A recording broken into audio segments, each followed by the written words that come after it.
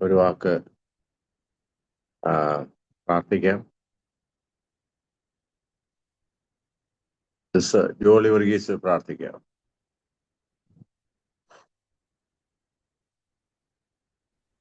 കരുണാസമ്പന്നായ ഞങ്ങളുടെ പ്രിയ പിതാവേ, ഈ നല്ല സമയത്തിനായിട്ട് ഞങ്ങൾ അങ്ങേ സ്തുതിക്കുന്നു. കർത്താവെ, പഠനത്തോടുള്ള ബന്ധത്തിലെ ക്ലാസ്സിലായിരിക്കാൻ കർത്താവ് ഞങ്ങളെ സഹായിച്ചതിനായി സ്തുതിക്കുന്നു. ഞങ്ങളുടെ പ്രിയപ്പെട്ട അധ്യാപകന് വേണ്ടി പ്രാർത്ഥിക്കുന്നു. പറയുന്നതായ കാര്യങ്ങളൊക്കെ മനസ്സിലാക്കുവാൻ ആവശ്യമാകുന്ന ദൈവകൃപ ഞങ്ങൾക്ക് ഓരോരുത്തർക്കും തരണമേ. ബൈബിൾ കോളേജിനായി സ്തുതിക്കുന്നു. കർത്താവെ, ഡയറക്ടറിനായി സ്തോത്രം. എല്ലാവരെയും അവിടുത്തെ പൊന്നുകരങ്ങളിലേക്ക് ഏൽപ്പിക്കുന്നു, ഇടങ്ങളെ സമർപ്പിക്കുന്നു. യേശു ക്രിസ്തുവിന്റെ നിസ്തുല്യ നാമത്തിൽ തന്നെ. ആമേൻ. ആമേൻ. ആമേൻ. നമ്മുടെ കൗൺസിലിങ്ങിന്റെ സ്റ്റെപ്സ് നമ്മൾ 10 സ്റ്റെപ്സ് ഉണ്ടായിരുന്നു. ആദ്യത്തേത് ബന്ധങ്ങളുടെ ആരംഭത്തെ കുറിച്ച് നമ്മൾ പറഞ്ഞു. അത് പലതരത്തിൽ നമ്മളെ കോണ്ടാക്ട് ചെയ്യാം. അതെങ്ങനെ അത് നമ്മൾ അഡ്രസ് ചെയ്യണമെന്നുള്ള കാര്യം നമ്മൾ ശ്രദ്ധിച്ചു. പിന്നീട് ഇന്റർവ്യൂ, പിന്നെ ആ ഇന്റർവ്യൂവിന് നമ്മൾ അവരുടെ പ്രതീക്ഷകൾ എന്താണ് നമ്മുടെ അടുത്ത് വന്നതിൻ്റെ എന്നുള്ള കാര്യം നമ്മൾ ചിന്തിക്കണം. അതുപോലെ തന്നെ ആ സമയത്ത് എന്തുകൊണ്ടാണ് വന്നത്, അതുപോലെ തന്നെ ആ വ്യക്തിയുടെ ഇപ്പോഴത്തെ അവസ്ഥ എന്താണ്, എന്നിൽ നിന്ന് എന്താണ് പ്രതീക്ഷിക്കുന്നത്, എനിക്ക് എന്ത് ചെയ്യാനാവും, ഇതൊക്കെ ആ ഇന്റർവ്യൂവിന്റെ സെഷനിൽ നമ്മൾ മനസ്സിലാക്കേണ്ടതായിട്ടുള്ള കാര്യങ്ങളാണ്. അതിനുശേഷം പിന്നീട് നമ്മൾ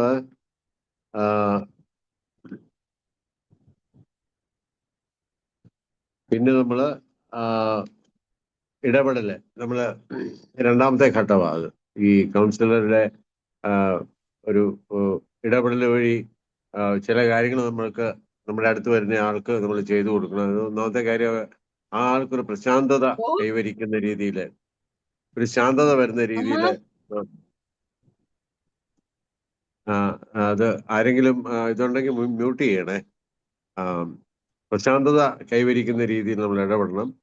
2, പിന്നീട് കൗൺസിലിങ്ങിന്റെ നമ്മുടെ ഇരിക്കുന്ന നമ്മുടെ ആ മുറിയുടെ പിന്നെ അതിന്റെ എൻവയൺമെന്റും ആംബിയൻസും അതുപോലെ തന്നെ ഇങ്ങനെയുള്ള കാര്യങ്ങൾ നമ്മൾ ശ്രദ്ധിച്ചു കഴിയുന്ന സമയത്ത് അവർക്ക് മനസ്സിലൊരു സ്വസ്ഥത തോന്നണം. നമ്മളെല്ലാം അലങ്കോലപ്പെട്ടെല്ലാം കിടക്കുകയാണ്, നമ്മൾ എല്ലാം ഒരു അൺടൈഡി ഒക്കെ ആയിട്ടാണ് കിടക്കുന്നതെങ്കിൽ ആ മുറി എപ്പോഴും നമ്മൾ ശ്രദ്ധിക്കണം. അപ്പം അതുപോലെ അതിന്റെ ഭിത്തിയുടെ കളറ് അല്ലെങ്കിൽ ഇങ്ങനെയുള്ള എല്ലാ കാര്യങ്ങളും നമ്മൾ ശ്രദ്ധിച്ചാൽ മാത്രമേ ആ വരുന്നയാൾക്കൊരു ശാന്തത മനസ്സിന് ലഭിക്കത്തുള്ളൂ.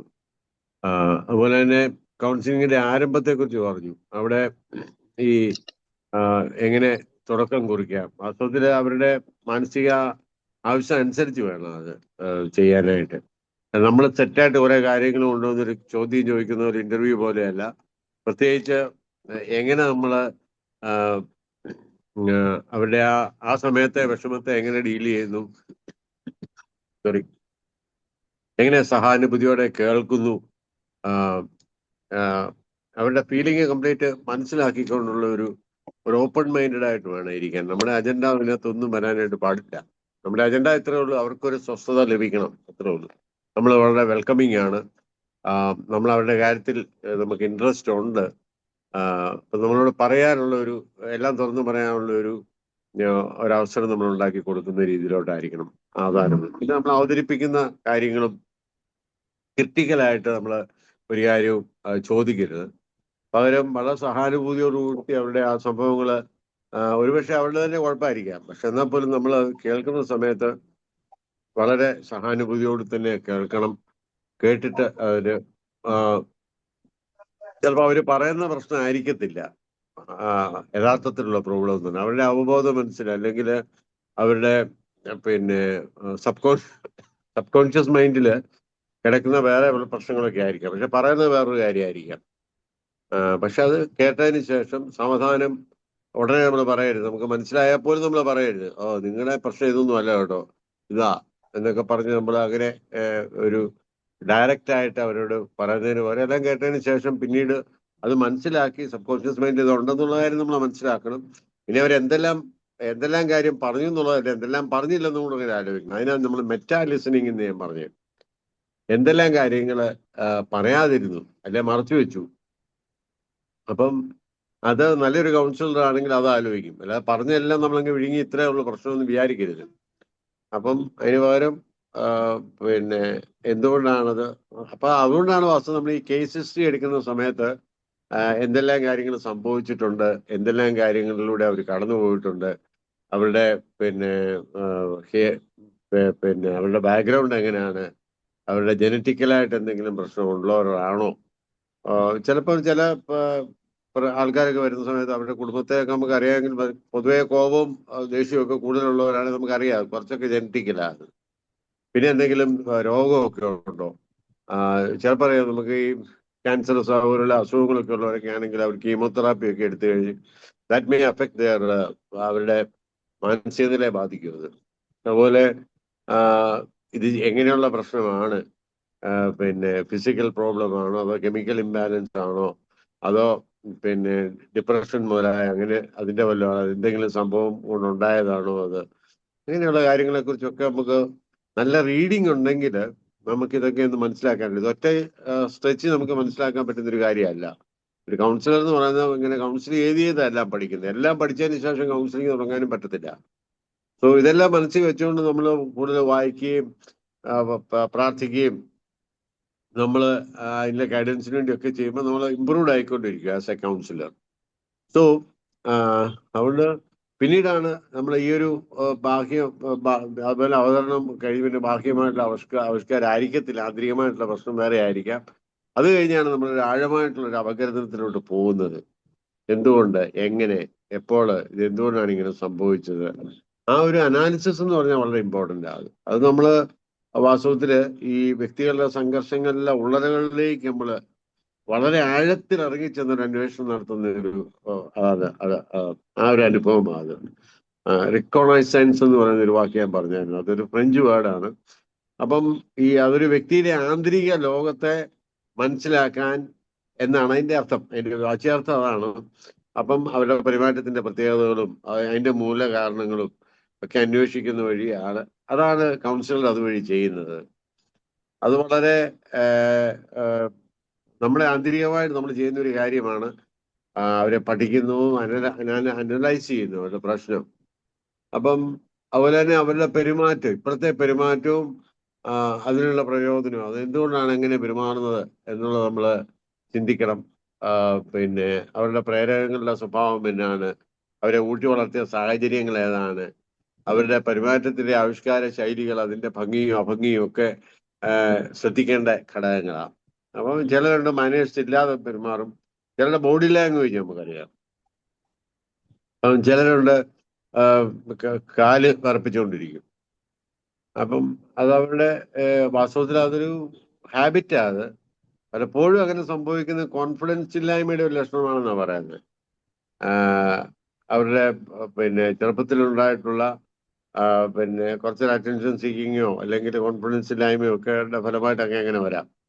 അതുകൊണ്ട് പലപ്പോഴും ഈ ടെലിഫോണിക് കൗൺസിലിങ്ങിന്റെ ഒരു പ്രശ്നം ഇതാ, നമുക്ക് കാര്യങ്ങളും നമുക്ക് മനസ്സിലാകത്തില്ല. അപ്പം വാസ്തവത്തില് കാര്യങ്ങൾ മനസ്സിലാകാതെ വരുന്ന സമയത്ത് നമുക്ക് ശരിയായിട്ടുള്ള രീതിയിൽ കൗൺസിൽ ചെയ്യാനായിട്ട് സാധിക്കത്തില്ല. അതേസമയത്ത് പിന്നെ ആളെ കണ്ട് കൗൺസിൽ ചെയ്താൽ മാത്രമേ നമ്മൾ ഒരാളുടെ സംസാരത്തിന്റെ ടോണും ബോഡി ലാംഗ്വേജും, സംസാരിക്കുന്ന ഒരു 20% ഒക്കെ ഉള്ളൂ നമ്മൾ കമ്മ്യൂണിക്കേറ്റ് ചെയ്യുന്നത്. ബാക്കി ഒരു 80% ബോഡി ലാംഗ്വേജും ഒക്കെയാണ് മുഴുവനും ശരിയായിട്ട് നമുക്ക് മനസ്സിലാവണമെങ്കിൽ.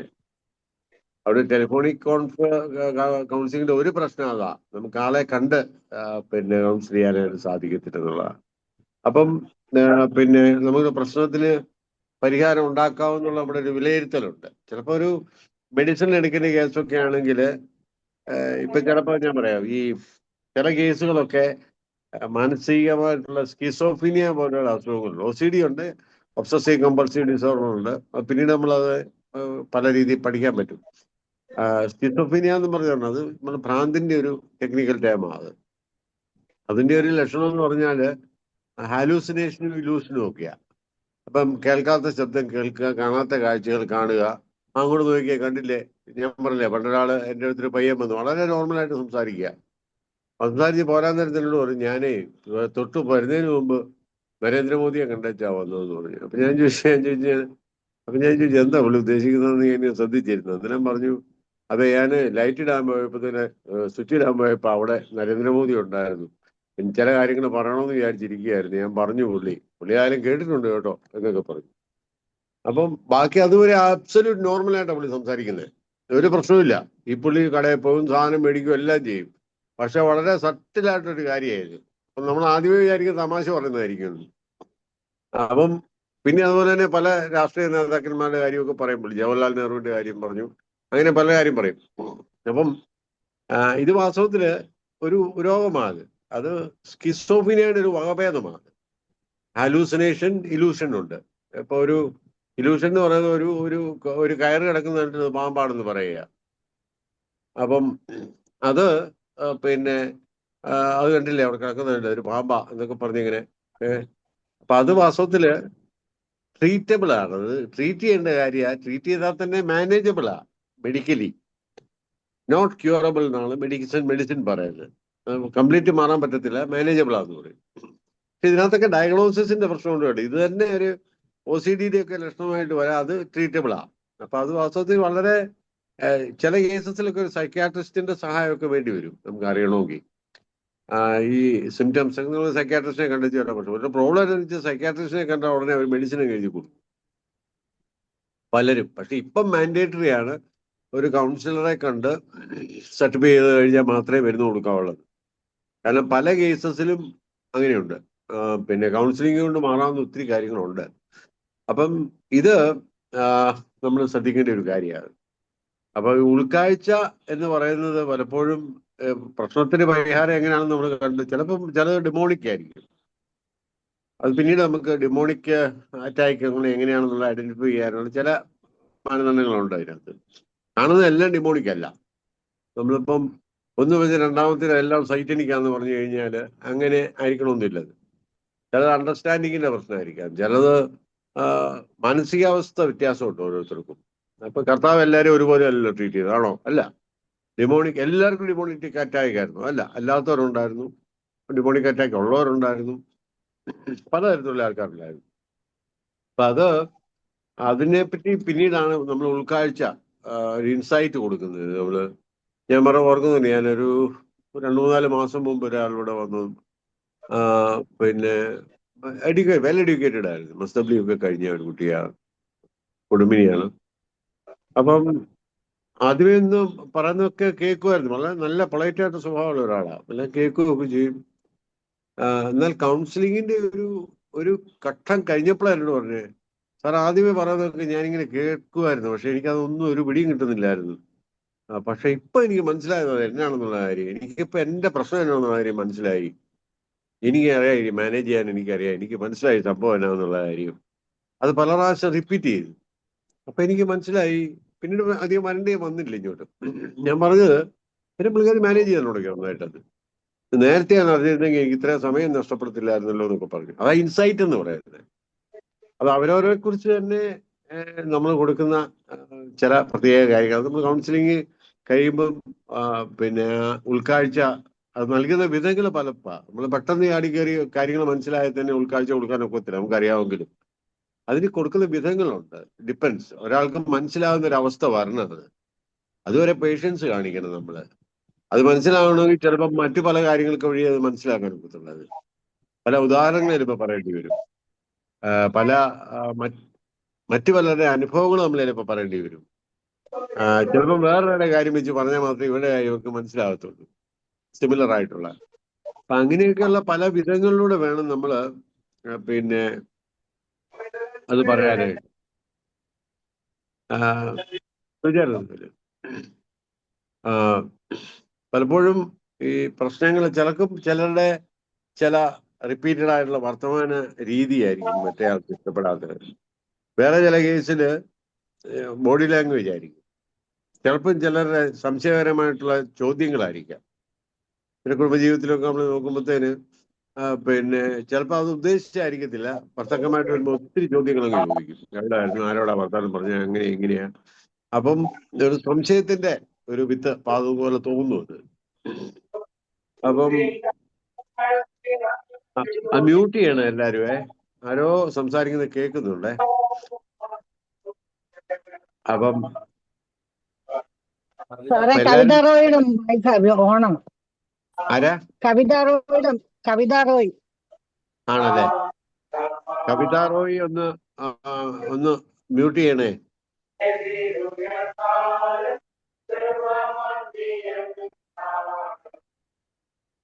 നല്ലൊരു പാട്ടിന്റെ ബാക്ക്ഗ്രൗണ്ട് ഉള്ളത് നല്ലതാ ശരിക്കും.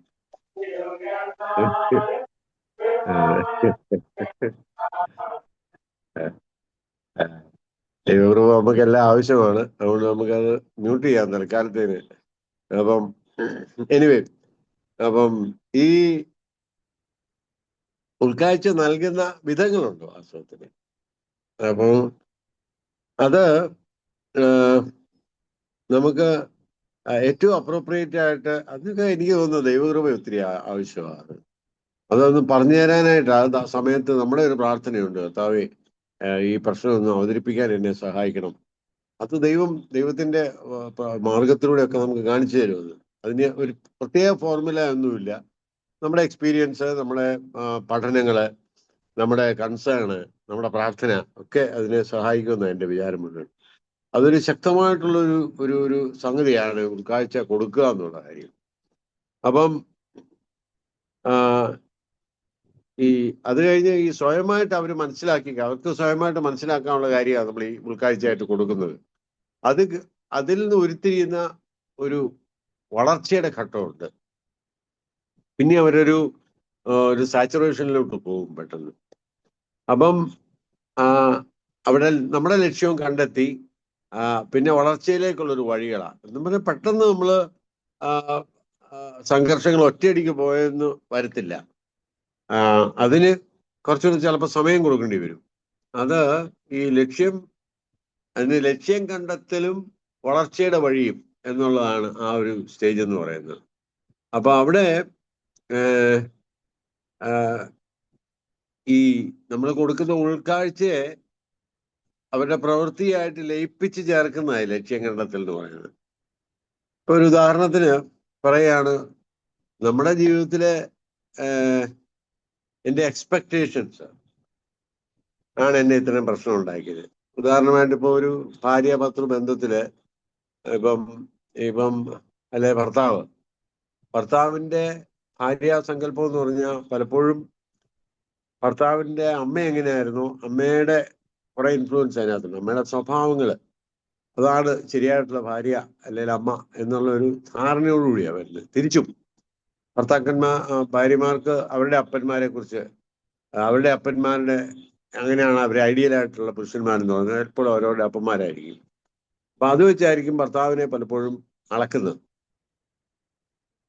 അത് മനസ്സിലായി കഴിയുന്ന സമയത്ത് അതിനൊരു പ്രായോഗികതയുണ്ട്. പിന്നെ എൻ്റെ ഇതുവരെയുള്ള എൻ്റെ എക്സ്പെക്ടേഷൻ എൻ്റെ അപ്പനെ പോലെ ഒരാളായി ഇരിക്കണമെന്നുള്ളതായിരുന്നു. അത് ശരിയാകത്തില്ല. ഇത് വേറൊരാൾ വീട്ടിൽ വളർന്ന ഒരാളാണ്, പക്ഷെ ദൈവം എനിക്ക് വേണ്ടി ചേർത്തിരിക്കുന്ന ഒരാളാണ്.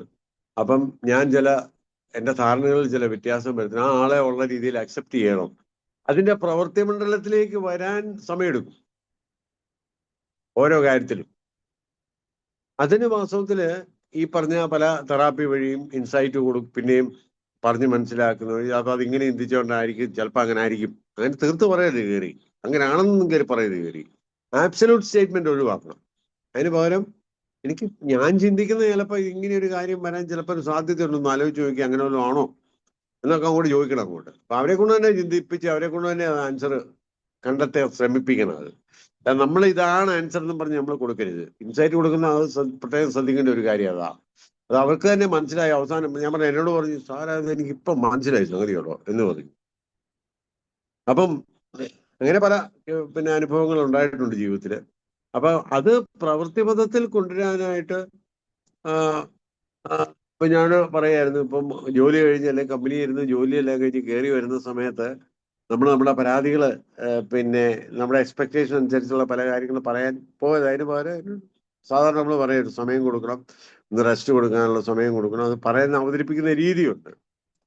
ചിലപ്പോൾ ഒത്തിരി കാര്യങ്ങൾ സാധനം വീട്ടിലെ പറഞ്ഞെല്ലാം മേടിച്ചുകൊണ്ട് വന്ന് ഇഞ്ചി മേടിക്കാൻ മറന്നു പോയെന്ന് വിചാരിക്കുക. നമ്മുടെ വായിന്ന് വരുന്നത് തന്നെ ആയിരിക്കും. ഒരു കാര്യം മനുഷ്യനെ കൊണ്ട് യാതൊന്നും കൊള്ളുകയില്ല. ഒരു ചെറിയ കാര്യം പറഞ്ഞാൽ പോലും ചെയ്യാൻ പറ്റുകയില്ല. അങ്ങനെ പറയുകയാണെങ്കിൽ അത് ശരിയാണോ പറഞ്ഞത്? പറഞ്ഞ 24 കൂട്ടം കാര്യങ്ങളും മേടിച്ചിട്ടുണ്ട്, 25ാമത്തെ ഇഞ്ചി മേടിച്ചിട്ടില്ല. പിന്നെ അന്ന് രാത്രി മുഴുവൻ ഇഞ്ചിയെ പറ്റിയായിരിക്കും പറയുന്നത്. പിറ്റേ ദിവസം രാവിലെ ഇഞ്ചി കടിച്ച പോലെ എഴുന്നേറ്റ് വരികയും ചെയ്യും. അപ്പൊ അതിന്റെ ഒരു പ്രായോഗിക വശം ഇത് നമ്മുടെ എക്സ്പെക്ടേഷന്റെയാണ്. നമ്മളിങ്ങനെ പിന്നെ അപ്പൊ അത് പ്രായോഗികമാക്കുന്നത് ശരിയാ. അത് മേടിച്ചിട്ടില്ലെന്ന് അറിയാം. അതിന് പകരം ഞാൻ എന്നാ ചെയ്യണം? അതിന് പറയാം ഏതായാലും മേടിച്ചിട്ടില്ല, പിന്നെ നമ്മളെ വെറുതെ സമാധാനമാണ് നഷ്ടപ്പെടേണ്ട കാര്യമില്ല. അത് നാളെ മേടിച്ചാൽ മതി, അല്ലേ അത് നടക്കത്തുള്ളൂ. അതുകൊണ്ട് ഇത്രയും കാര്യം മേടിച്ചു, മറ്റേ മറന്നായിരിക്കുമല്ലേ, അത് സാരമില്ല, നാളെ നമുക്ക് മേടിക്കാം എന്ന് പറഞ്ഞാൽ തീരാവുന്ന പ്രശ്നമേ ഉള്ളൂ. അപ്പൊ എന്ന് പറഞ്ഞ പോലെ നമ്മൾക്ക് കിട്ടുന്ന ഇൻസൈറ്റ്സ് നമ്മുടെ അല്ലെങ്കിൽ ആള് എൻ്റെ അമ്മയെ പോലെ അല്ല എൻ്റെ ഭാര്യ. അപ്പം ഭാര്യയായിട്ടുള്ള രീതിയിൽ അത് വേറൊരു വീട്ടിൽ വളർന്നതാണ്. പുള്ളിക്കാരൻ്റെ എക്സ്പെക്ടേഷനൊക്കെ വേറെയാണ്. ഞാനത് മനസ്സിലാക്കി ഇടപെടണം. ക്രിസ്തു സഭയെ സ്നേഹിച്ചതുപോലെ ഭർത്താവ് ഭാര്യയെ സ്നേഹിക്കണമെന്ന്. ക്രിസ്തു എങ്ങനെയാണ് സഭയെ സ്നേഹിച്ചത്? ഒട്ടും ശരിയല്ലാത്തൊരു സഭയാ ഞാൻ പറയാം. നമ്മൾ വെളിപാട് പുസ്തകം വായിച്ചു കഴിഞ്ഞാൽ എല്ലാ സഭയ്ക്കും കുഴപ്പമുണ്ട് അല്ലേ? 7 സഭകളിലെ ദൂതൻ എഴുതാൻ പറഞ്ഞു. അപ്പം അവരുടെ കുഴപ്പം വെച്ച് അവരെ തള്ളിക്കളയുവാണെന്നല്ലോ. അങ്ങനെ ചെയ്യത്തില്ല. എന്നാൽ അവര് മാനസാന്തരപ്പെട്ടില്ലെങ്കിൽ അവർക്ക് അതിന്റെ ശിക്ഷ കിട്ടുമെന്നുള്ള കാര്യം വേറെ കാര്യം. പക്ഷെ ഇവിടെ ആറ്റിറ്റ്യൂഡ് എന്ന് പറയുന്നത് അപ്പൊ അതെങ്ങനെ പ്രായോഗിക വശത്ത് കൊണ്ടുവരാം? അപ്പൊ പ്രാർത്ഥന വേണം അതിന്. അതുപോലെ നമ്മുടെ ചിന്താഗതി മാറ്റുന്ന ഒരു പ്രോസസ്സാണ്. അതായത് നമ്മൾ കൊടുക്കുന്ന ഇൻസൈറ്റ്സ് പ്രവർത്തന മണ്ഡലത്തിൽ കൊണ്ടുവരിക എന്നുള്ളൊരു പ്രോസസ്സുണ്ട്. അത് വളരെ ഇമ്പോർട്ടൻ്റാ. ചിലപ്പോൾ നമ്മൾ മാനസികമായിട്ട് കാര്യങ്ങൾ അറിഞ്ഞാലും പ്രായോഗികമായിട്ട് ചെയ്യാൻ അറിയത്തില്ല. ചിലർക്ക് തിയറി അറിയാം, പ്രാക്ടിക്കൽ ഒന്നും അറിയാൻ മേല. മനസ്സിലായി? ആശയങ്ങളൊക്കെ പറയും. ചില കവികൾക്ക് പറ്റുന്നതാണ്. അവര് നല്ല ആശയങ്ങളാണ് അവരുടെ. കവിത എഴുതും. പിന്നെ പൂമുഖവാതിക്കൽ സ്നേഹം തുളുമ്പുന്ന പൂന്തിങ്ങളാണ് എൻ്റെ ഭാര്യ എന്നൊക്കെ പറഞ്ഞ് ഭയങ്കരമായിട്ട് എഴുതും. ഇത് മറ്റുള്ളവരെ ആകർഷിക്കുകയും ചെയ്യും. പക്ഷെ സ്വന്തം പുള്ളിക്കാരനെ എഴുതിയ ആളെ വീട്ടിൽ ചെന്ന് കഴിഞ്ഞു കഴിഞ്ഞാൽ പൂന്തിങ്ങളൊന്നും അല്ല കാണുന്നത്. മൊത്തം മദ്യപാനവും കൂടി അവസാനം വീട് നശിപ്പിച്ച്. പക്ഷെ ഈ പുള്ളിക്കാരന് നാട്ടുകാരുടെ കണ്ണുണ്ണിയും വീട്ടുകാരുടെ കണ്ണിൽ കോലൊന്നും കേട്ടിട്ടില്ല എന്ന് പറഞ്ഞില്ല. അപ്പം ഇത് സംഭവിക്കാം. നല്ല പ്രാർത്ഥനയെ കുറിച്ച് നമുക്ക് ക്ലാസ് എടുക്കാം, നല്ല ആശയങ്ങൾ നമുക്ക് പറയാം, കൗൺസിലിങ്ങിനെ കുറിച്ച് ക്ലാസ് എടുക്കാം. പക്ഷെ ജീവിതത്തിൽ അത് പ്രായോഗികമാക്കുക എന്ന് പറഞ്ഞ വേറൊരു തലമാണ്. അതിനെ കമ്മിറ്റ്മെന്റ് എന്ന് പറയുന്നത്. പറയുന്ന കാര്യങ്ങൾ ചെയ്യുക. പലപ്പോഴും നമ്മുടെ ജീവിതത്തിൽ നമ്മൾ പഠിക്കുന്നതും ചിന്തിക്കുന്നതുമായിട്ടുള്ള കാര്യങ്ങൾ ആദ്യമേ നമ്മുടെ ജീവിതത്തിൽ പ്രാവർത്തികമാക്കുകയാണെങ്കിൽ അത് നമുക്ക് നമ്മുടെ അടുത്ത് കൗൺസിൽ ചെയ്യുന്ന ആളെ മനസ്സിലാക്കാനും നമ്മൾ എങ്ങനെ ഈ പ്രശ്നം പരിഹരിച്ചതെന്നുള്ളതും കൂടെ നമ്മൾ മനസ്സിൽ വെച്ചുകൊണ്ട് പറയുകയാണെങ്കിൽ അത് ഭയങ്കര എഫക്റ്റീവ് ആയിരിക്കും. അല്ല, പണ്ടൊരു കഥ കേട്ടിട്ടുള്ളത് നമ്മുടെ പിന്നെ ശ്രീബുദ്ധന്റെ അടുത്ത് ആരോ എന്നെ എക്സാക്ട് ചെയ്യാൻ ഓർക്കുന്നില്ല, പിന്നെ ഭയങ്കര മധുരം തിന്നുന്ന ഒരാളുണ്ടായിരുന്നു. അപ്പം ശ്രീബുദ്ധന്റെ അടുത്ത് എന്നിട്ട് പറഞ്ഞു, എനിക്ക് മധുരം തിന്നുന്നതൊന്ന് നിർത്തിയാക്കൊള്ളാമെന്നുണ്ട്, അങ്ങ് അതിനോടൊരു ഉപദേശം തരാൻ പറഞ്ഞു. പുള്ളി പറഞ്ഞു ഒരു 10 ദിവസം കഴിഞ്ഞ് വരാൻ പറഞ്ഞു. അപ്പം കാര്യം എന്നാന്ന് വെച്ചാൽ ശ്രീബുദ്ധനും മധുരം തിന്നുന്ന സ്വഭാവം ഉണ്ടായിരുന്നു നല്ലതായിട്ട്. അപ്പൊ പുള്ളി എന്നാണെന്ന് ചോദിച്ചാൽ ഇനി 10 ദിവസം നിർത്തിയിട്ട് അതിന്റെ വരുമ്പരായികളൊക്കെ മനസ്സിലാക്കി 10 ദിവസം ഇങ്ങനെ തിരിച്ചു വന്നപ്പോഴത്തേന് എങ്ങനെയാണ് ഈ മധുരം കുറയ്ക്കുന്നത് എന്നുള്ള കാര്യം പറഞ്ഞു കൊടുത്തു. അപ്പൊ ഞാൻ പറഞ്ഞത് അന്നേരം കുറച്ചുകൂടെ എഫക്റ്റീവ് ആയിരുന്നത്. നമുക്ക് പുസ്തകം വായിച്ച് പറയുന്നതും നമ്മുടെ ജീവിതത്തിൽ പ്രായോഗമാക്കിയിട്ട് പറയുന്നതും അല്ലേ. ചിലർ ഈ വിശുദ്ധ ജീവിതത്തെ കുറിച്ച് ഭയങ്കരമായിട്ട് പ്രസംഗിക്കും. അന്നേരത്തെ വിചാരിച്ചാൽ മതി ഈ പുള്ളിയുടെ ജീവിതത്തിൽ കാര്യമായിട്ടുള്ള പ്രശ്നം ഉണ്ടെന്നുള്ള കാര്യം. നമ്മൾ പ്രസംഗിക്കുന്ന പല കാര്യങ്ങളും നമ്മുടെ ജീവിതത്തിലെ പ്രശ്നങ്ങളാണ്. അത് നല്ലതാണ്. നമ്മൾ പ്രസംഗിക്കാതിരിക്കേണ്ട, പ്രസംഗിച്ചു, അതിനകത്ത് കുഴപ്പമൊന്നുമില്ല. പക്ഷേ നമ്മുടെ ജീവിതത്തിൽ അങ്ങനെയുള്ള കാര്യങ്ങളോട് നമ്മൾ പ്രായോഗികമായിട്ട് നമ്മൾ സ്ട്രഗിൾ ചെയ്യുന്നതും അതിനകത്തെ നെഗറ്റീവ്സും പോസിറ്റീവ്സും നമ്മൾ വീണ് പോകുന്നു എഴുന്നേൽക്കുന്നു ഒക്കെ നമ്മൾ അറിഞ്ഞാൽ മാത്രമേ നമ്മുടെ അടുത്ത് വരുന്ന ഒരാളെ ആ ആളുടെ ഷൂസിൽ കാലിട്ടുകൊണ്ട് നമുക്ക് സംസാരിക്കാൻ പറ്റത്തുള്ളൂ. അതിന്റെ ഐഡിയോളജി വെച്ചോണ്ട് നീ നീ നീ നീ വേദോസത്തിൽ പറയുന്നത് നീ വിശുദ്ധനല്ലെങ്കിൽ നിന്നെ തള്ളിക്കളയും, നിന്നെ ജീവനുള്ള തീപ്പൊയ്കയിൽ തള്ളിയിടും എന്നൊക്കെ പറഞ്ഞ് പേടിപ്പിച്ചു വിടുന്നതിലും നല്ലത്. ഞാനും ബലഹീന, എനിക്ക് ഈ കുഴപ്പമൊക്കെ ഉണ്ട്, പക്ഷേ കർത്താവ് എങ്ങനെയാണ് നമ്മളെ നടത്തുന്നത്, വഴി നടത്തുന്നത്, കർത്താവ് നമ്മളെ രൂപപ്പെടുത്തിക്കൊണ്ടിരിക്കുക. ഞാൻ ചോദിക്കട്ടെ, ഈ 12 പേരെ കർത്താവ് എങ്ങനെയാണ് ഒന്ന് രൂപപ്പെടുത്തി എടുത്തത്? മാനേജിങ് ദ 12 എന്നും പറഞ്ഞൊരു ബുക്കുണ്ട്, ട്രെയിനിങ് ദ 12 എന്നും പറഞ്ഞൊരു ബുക്കുണ്ട്, വേറൊരു ബുക്കുണ്ട് ജീസസ് ക്രൈസ്റ്റ് ദ CEO എന്നും പറഞ്ഞു. അതിനകത്ത് ഈ 12 ശിഷ്യന്മാരെ എങ്ങനെയാണ് മേയിച്ചുകൊണ്ട് പോയതെന്നുള്ളതാ. പലതരത്തിലുള്ളവരായിരുന്നു അവര്, അല്ലേ? ഭയങ്കര എടുത്തിയാട്ടക്കാരനായിരുന്നു. ആരാ? പത്രോസ്. ഇമ്പൾസീവ് ആയിരുന്നു. ഒന്ന് മതി. രണ്ടാമത്തെ പുള്ളി ഭയങ്കര ആത്മാർത്ഥതയുള്ള ആളാണ്, എരിവുകാരനാണ്, ഇതൊക്കെ ശരിയാണ്. അതേസമയം തള്ളിപ്പറയാനും അതുപോലെ തന്നെ പുള്ളി പറയും, യാതൊരു ദാക്ഷിണ്യം ഇല്ലാതെ എനിക്കറിയാമല്ലെന്ന് പറയും. എനിക്കങ്ങനെ ഒരാളെ കണ്ടിട്ട് പോലും ഇല്ലെന്ന് പറയും. 3 പ്രാവശ്യം അങ്ങനെ പറഞ്ഞു. അപ്പം കർത്താവിന് അത് അറിയാമായിരുന്നു. കോഴി പോകുന്നതിന് മുമ്പേ നീ എന്നെ 3 വട്ടം തള്ളിപ്പറയും നേരത്തെ പറഞ്ഞായിരുന്ന കാര്യം. അത് കഴിഞ്ഞ് അതിദുഃഖത്തോടെ കരയുന്ന പത്രോസിനെ നമ്മൾ കണ്ടത്. ആ ഒരു പത്രോസിന്റെ ഒറ്റ പ്രസംഗം കൊണ്ട് 3000 പേര് മാനസാന്തരപ്പെടുന്ന നമ്മൾ കണ്ടു. ബർന്നബാസിന്റെ ജീവിതം, ബർന്നബാസിന്റെ ജീവിതത്തിലും നല്ല മനുഷ്യനായിരുന്നു, മറ്റുള്ളവരെ മനസ്സിലാക്കുന്ന ഒരാളായിരുന്നു. പൗലോസ് വളരെ സ്ട്രിക്റ്റ് ആയിട്ടുള്ള ഒരാളായിരുന്നു. തോമസ് ഞാന് വിശ്വസിക്കത്തില്ല എന്ന് പറഞ്ഞു. അങ്ങനെ ലൂക്കോസ് ഇടയ്ക്കൊന്ന് വഴിതെറ്റി പോയ ഒരാളാണ്. ലൂക്കോസാണോ മർക്കോസാണോ? പിന്നെ തിരിച്ചു പോന്നു. മർക്കോസിന്റെ കാര്യമായിരുന്നു. അതെ. പോളും ബർന്നബാസും തമ്മില് ആ വ്യക്തിയെ കുറിച്ചൊരു പൗലോസ് പറഞ്ഞ ആ പുള്ളി അടുപ്പിക്കാനേ പറ്റത്തില്ലെന്ന് പറഞ്ഞു. ആ പുള്ളി ഒട്ടും ശരിയല്ലെന്ന് പറഞ്ഞു. അപ്പൊ ബർന്നബാസ് തന്റെ മഹാമനസ്കയെ കൂട്ടിച്ചേർത്ത് പിന്നീടൊരു സുവിശേഷതാണ് ആ ആളെ ദൈവം ഉപയോഗിച്ചായിട്ട് നമുക്ക് കാണാം. അങ്ങനെ ഞാൻ പറഞ്ഞ പലതരത്തിലുള്ള ആൾക്കാരായിരുന്നു. ദാവീദിന്റെ ജീവിതം എടുക്കുക, അബ്രാഹാമിന്റെ ജീവിതം എടുക്കുക. അപ്പൊ ഒരു പെർഫെക്റ്റ് ആയിട്ടുള്ള ഒരാളിനെ അല്ല വേദപുസ്തകത്തിൽ അവതരിപ്പിച്ചിരിക്കുന്നത്, ആണോ? അല്ല. നമ്മുടെ ഇംപെർഫെക്ഷനിലൂടെ ദൈവം നമ്മൾ പ്രവർത്തിച്ച് നമ്മളെ രൂപാന്തരപ്പെടുത്തി എടുക്കുവായിരുന്നു. പത്രോസിനോട് പറഞ്ഞു, നീ യൗവനക്കാരനായിരുന്നപ്പോൾ നീ അര കെട്ടിയത് നിനക്ക് ഇഷ്ടമുള്ളടുത്ത്, നീ ബെൽറ്റൊക്കെ കെട്ടിയത് നിനക്ക് ഇഷ്ടമുള്ളടുത്ത് പോയി. പക്ഷേ നീ വാർദ്ധക്യമായ ശേഷം വേറൊരാൾ നിന്റെ അരക്ക് കിട്ടും, എന്നിട്ട് നിനക്ക് ഇപ്പോൾ ഇഷ്ടമില്ലാത്തത്തേക്ക് നിന്നെ കൊണ്ടുപോകുമെന്ന് പറഞ്ഞു. എന്ന് പറഞ്ഞാൽ മരണം വഴി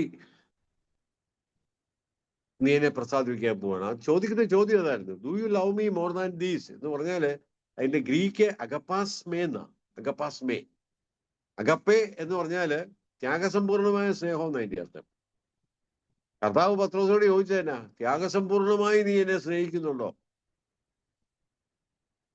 പത്രോസിന് കാര്യം മനസ്സിലായി. പത്രോസ് മറുപടി പറഞ്ഞ ഫിലോസ എന്നാ. എന്ന് പറഞ്ഞാല് നീ ഉദ്ദേശിക്കുന്ന ത്യാഗസമ്പൂർണമായ സ്നേഹം എനിക്ക് നിന്നോട് പ്രിയം മാത്രമേ ഉള്ളൂ. മലയാളത്തിൽ കറക്റ്റാ അത്. നീ വല്ലധികമായി എന്നെ സ്നേഹിക്കുന്നു എന്ന് ചോദിച്ചതിന് എനിക്ക് നിന്നോട് പ്രിയമുണ്ട് എന്ന് പറഞ്ഞു. പ്രിയം എന്ന് പറയുന്നത് ശരിയാ വാക്ക്. പ്രിയം എന്നുള്ള എന്റെ ഗ്രീക്ക് പദം ഫിലോസ് എന്നാ. അത് പറഞ്ഞാൽ ആദരവും സ്നേഹവും ഒക്കെ എനിക്കുണ്ടെന്ന് എനിക്കറിയാമല്ലോ. അല്ല, നീ ഉദ്ദേശിച്ച തരത്തിലുള്ള സ്നേഹം എനിക്കില്ല. ത്യാഗസമ്പൂർണമായി എനിക്ക് സ്നേഹിക്കാൻ പറ്റില്ല. ഞാൻ തള്ളി പറഞ്ഞു 3 പ്രാവശ്യം. അങ്ങനെ ഓണസ്റ്റ് ആയിട്ട് മറുപടി പറഞ്ഞ ഒരാളാണ് പത്രോസ് എന്ന് പറയുന്നത്. ആ പത്രോസിനോട് അവസാനം പറയുകയാണ്, 3 പ്രാവശ്യം ചോദിച്ചു, 3 പ്രാവശ്യം ഓരോ ജോലി കൊടുത്തു. ആദ്യമേ പറഞ്ഞു എന്റെ കുഞ്ഞാടുകളെ മേയ്ക്കുക എന്ന് പറഞ്ഞാൽ പുതുതായിട്ട് വരുന്ന ക്രിസ്ത്യാനികൾക്ക് ഭക്ഷണം കൊടുക്കുക എന്ന് അതിന്റെ അർത്ഥം. വചനം വായിച്ചു കൊടുക്കുക. ആദ്യം പറഞ്ഞാൽ എന്റെ ആടുകളെ പാലിക്കാൻ പറഞ്ഞു എന്ന് പറഞ്ഞാല് മുതിർന്ന വിശ്വാസികളെ പാലിക്കുക എന്ന് പറഞ്ഞാൽ അഡ്മിനിസ്ട്രേഷൻ. അങ്ങനെ 3 ഉത്തരവാദിത്തങ്ങൾ. ചർച്ചിന്റെ മുതിർന്ന കുഞ്ഞാടുകൾക്ക് വചനം ഭാവിച്ചു കൊടുക്കുക, മുതിർന്ന ആളുകൾക്ക് ഭക്ഷണം വചനം ഭാവിച്ചു കൊടുക്കുക, മുതിർന്ന ആളുകളെ പരിപാലിക്കുക. ഈ 3 ജോലിയും ദൗത്യവും പത്രോസിന് കർത്താവ് ഏൽപ്പിച്ചു കൊടുത്തു. ഉള്ള കാര്യം പറഞ്ഞു കഴിഞ്ഞപ്പോൾ അവിടെ വലിയ ഡെക്കറേഷൻ ഒന്നും ഇല്ലായിരുന്നു പത്രോസിന്. ഉണ്ടായിരുന്നു, എനിക്ക് നിന്നോട് അവസാനം കരയുക, എനിക്ക് നിന്നോട് പ്രിയം ഉണ്ടെന്നുള്ള കാര്യം നിനക്ക് അറിയാമല്ലോ, എനിക്ക് അത്ര ഉള്ളെന്നുള്ള കാര്യവും നിനക്കറിയാം. പ്രിയം മാത്രമേ ഉള്ളൂ കർത്താവേ, നീ ഉദ്ദേശിച്ച തരത്തിലുള്ള സ്നേഹം ഇല്ലെന്ന് അതിന്റെ അർത്ഥം. അപ്പം ഇങ്ങനെ വളരെ സെർച്ചിങ് ആയിട്ടുള്ള ചോദ്യമാണ് കർത്താവ് നമ്മളോട് ചോദ്യം. അതുകൊണ്ട് നമ്മൾ നമ്മുടെ അടുത്ത് വരുന്ന ക്ലയൻസിനെ പലതരത്തിലുള്ള ആൾക്കാരാണെങ്കിലും അവരെ മുൻവിധിയോടെ കാണാതെ അവരോട് വളരെ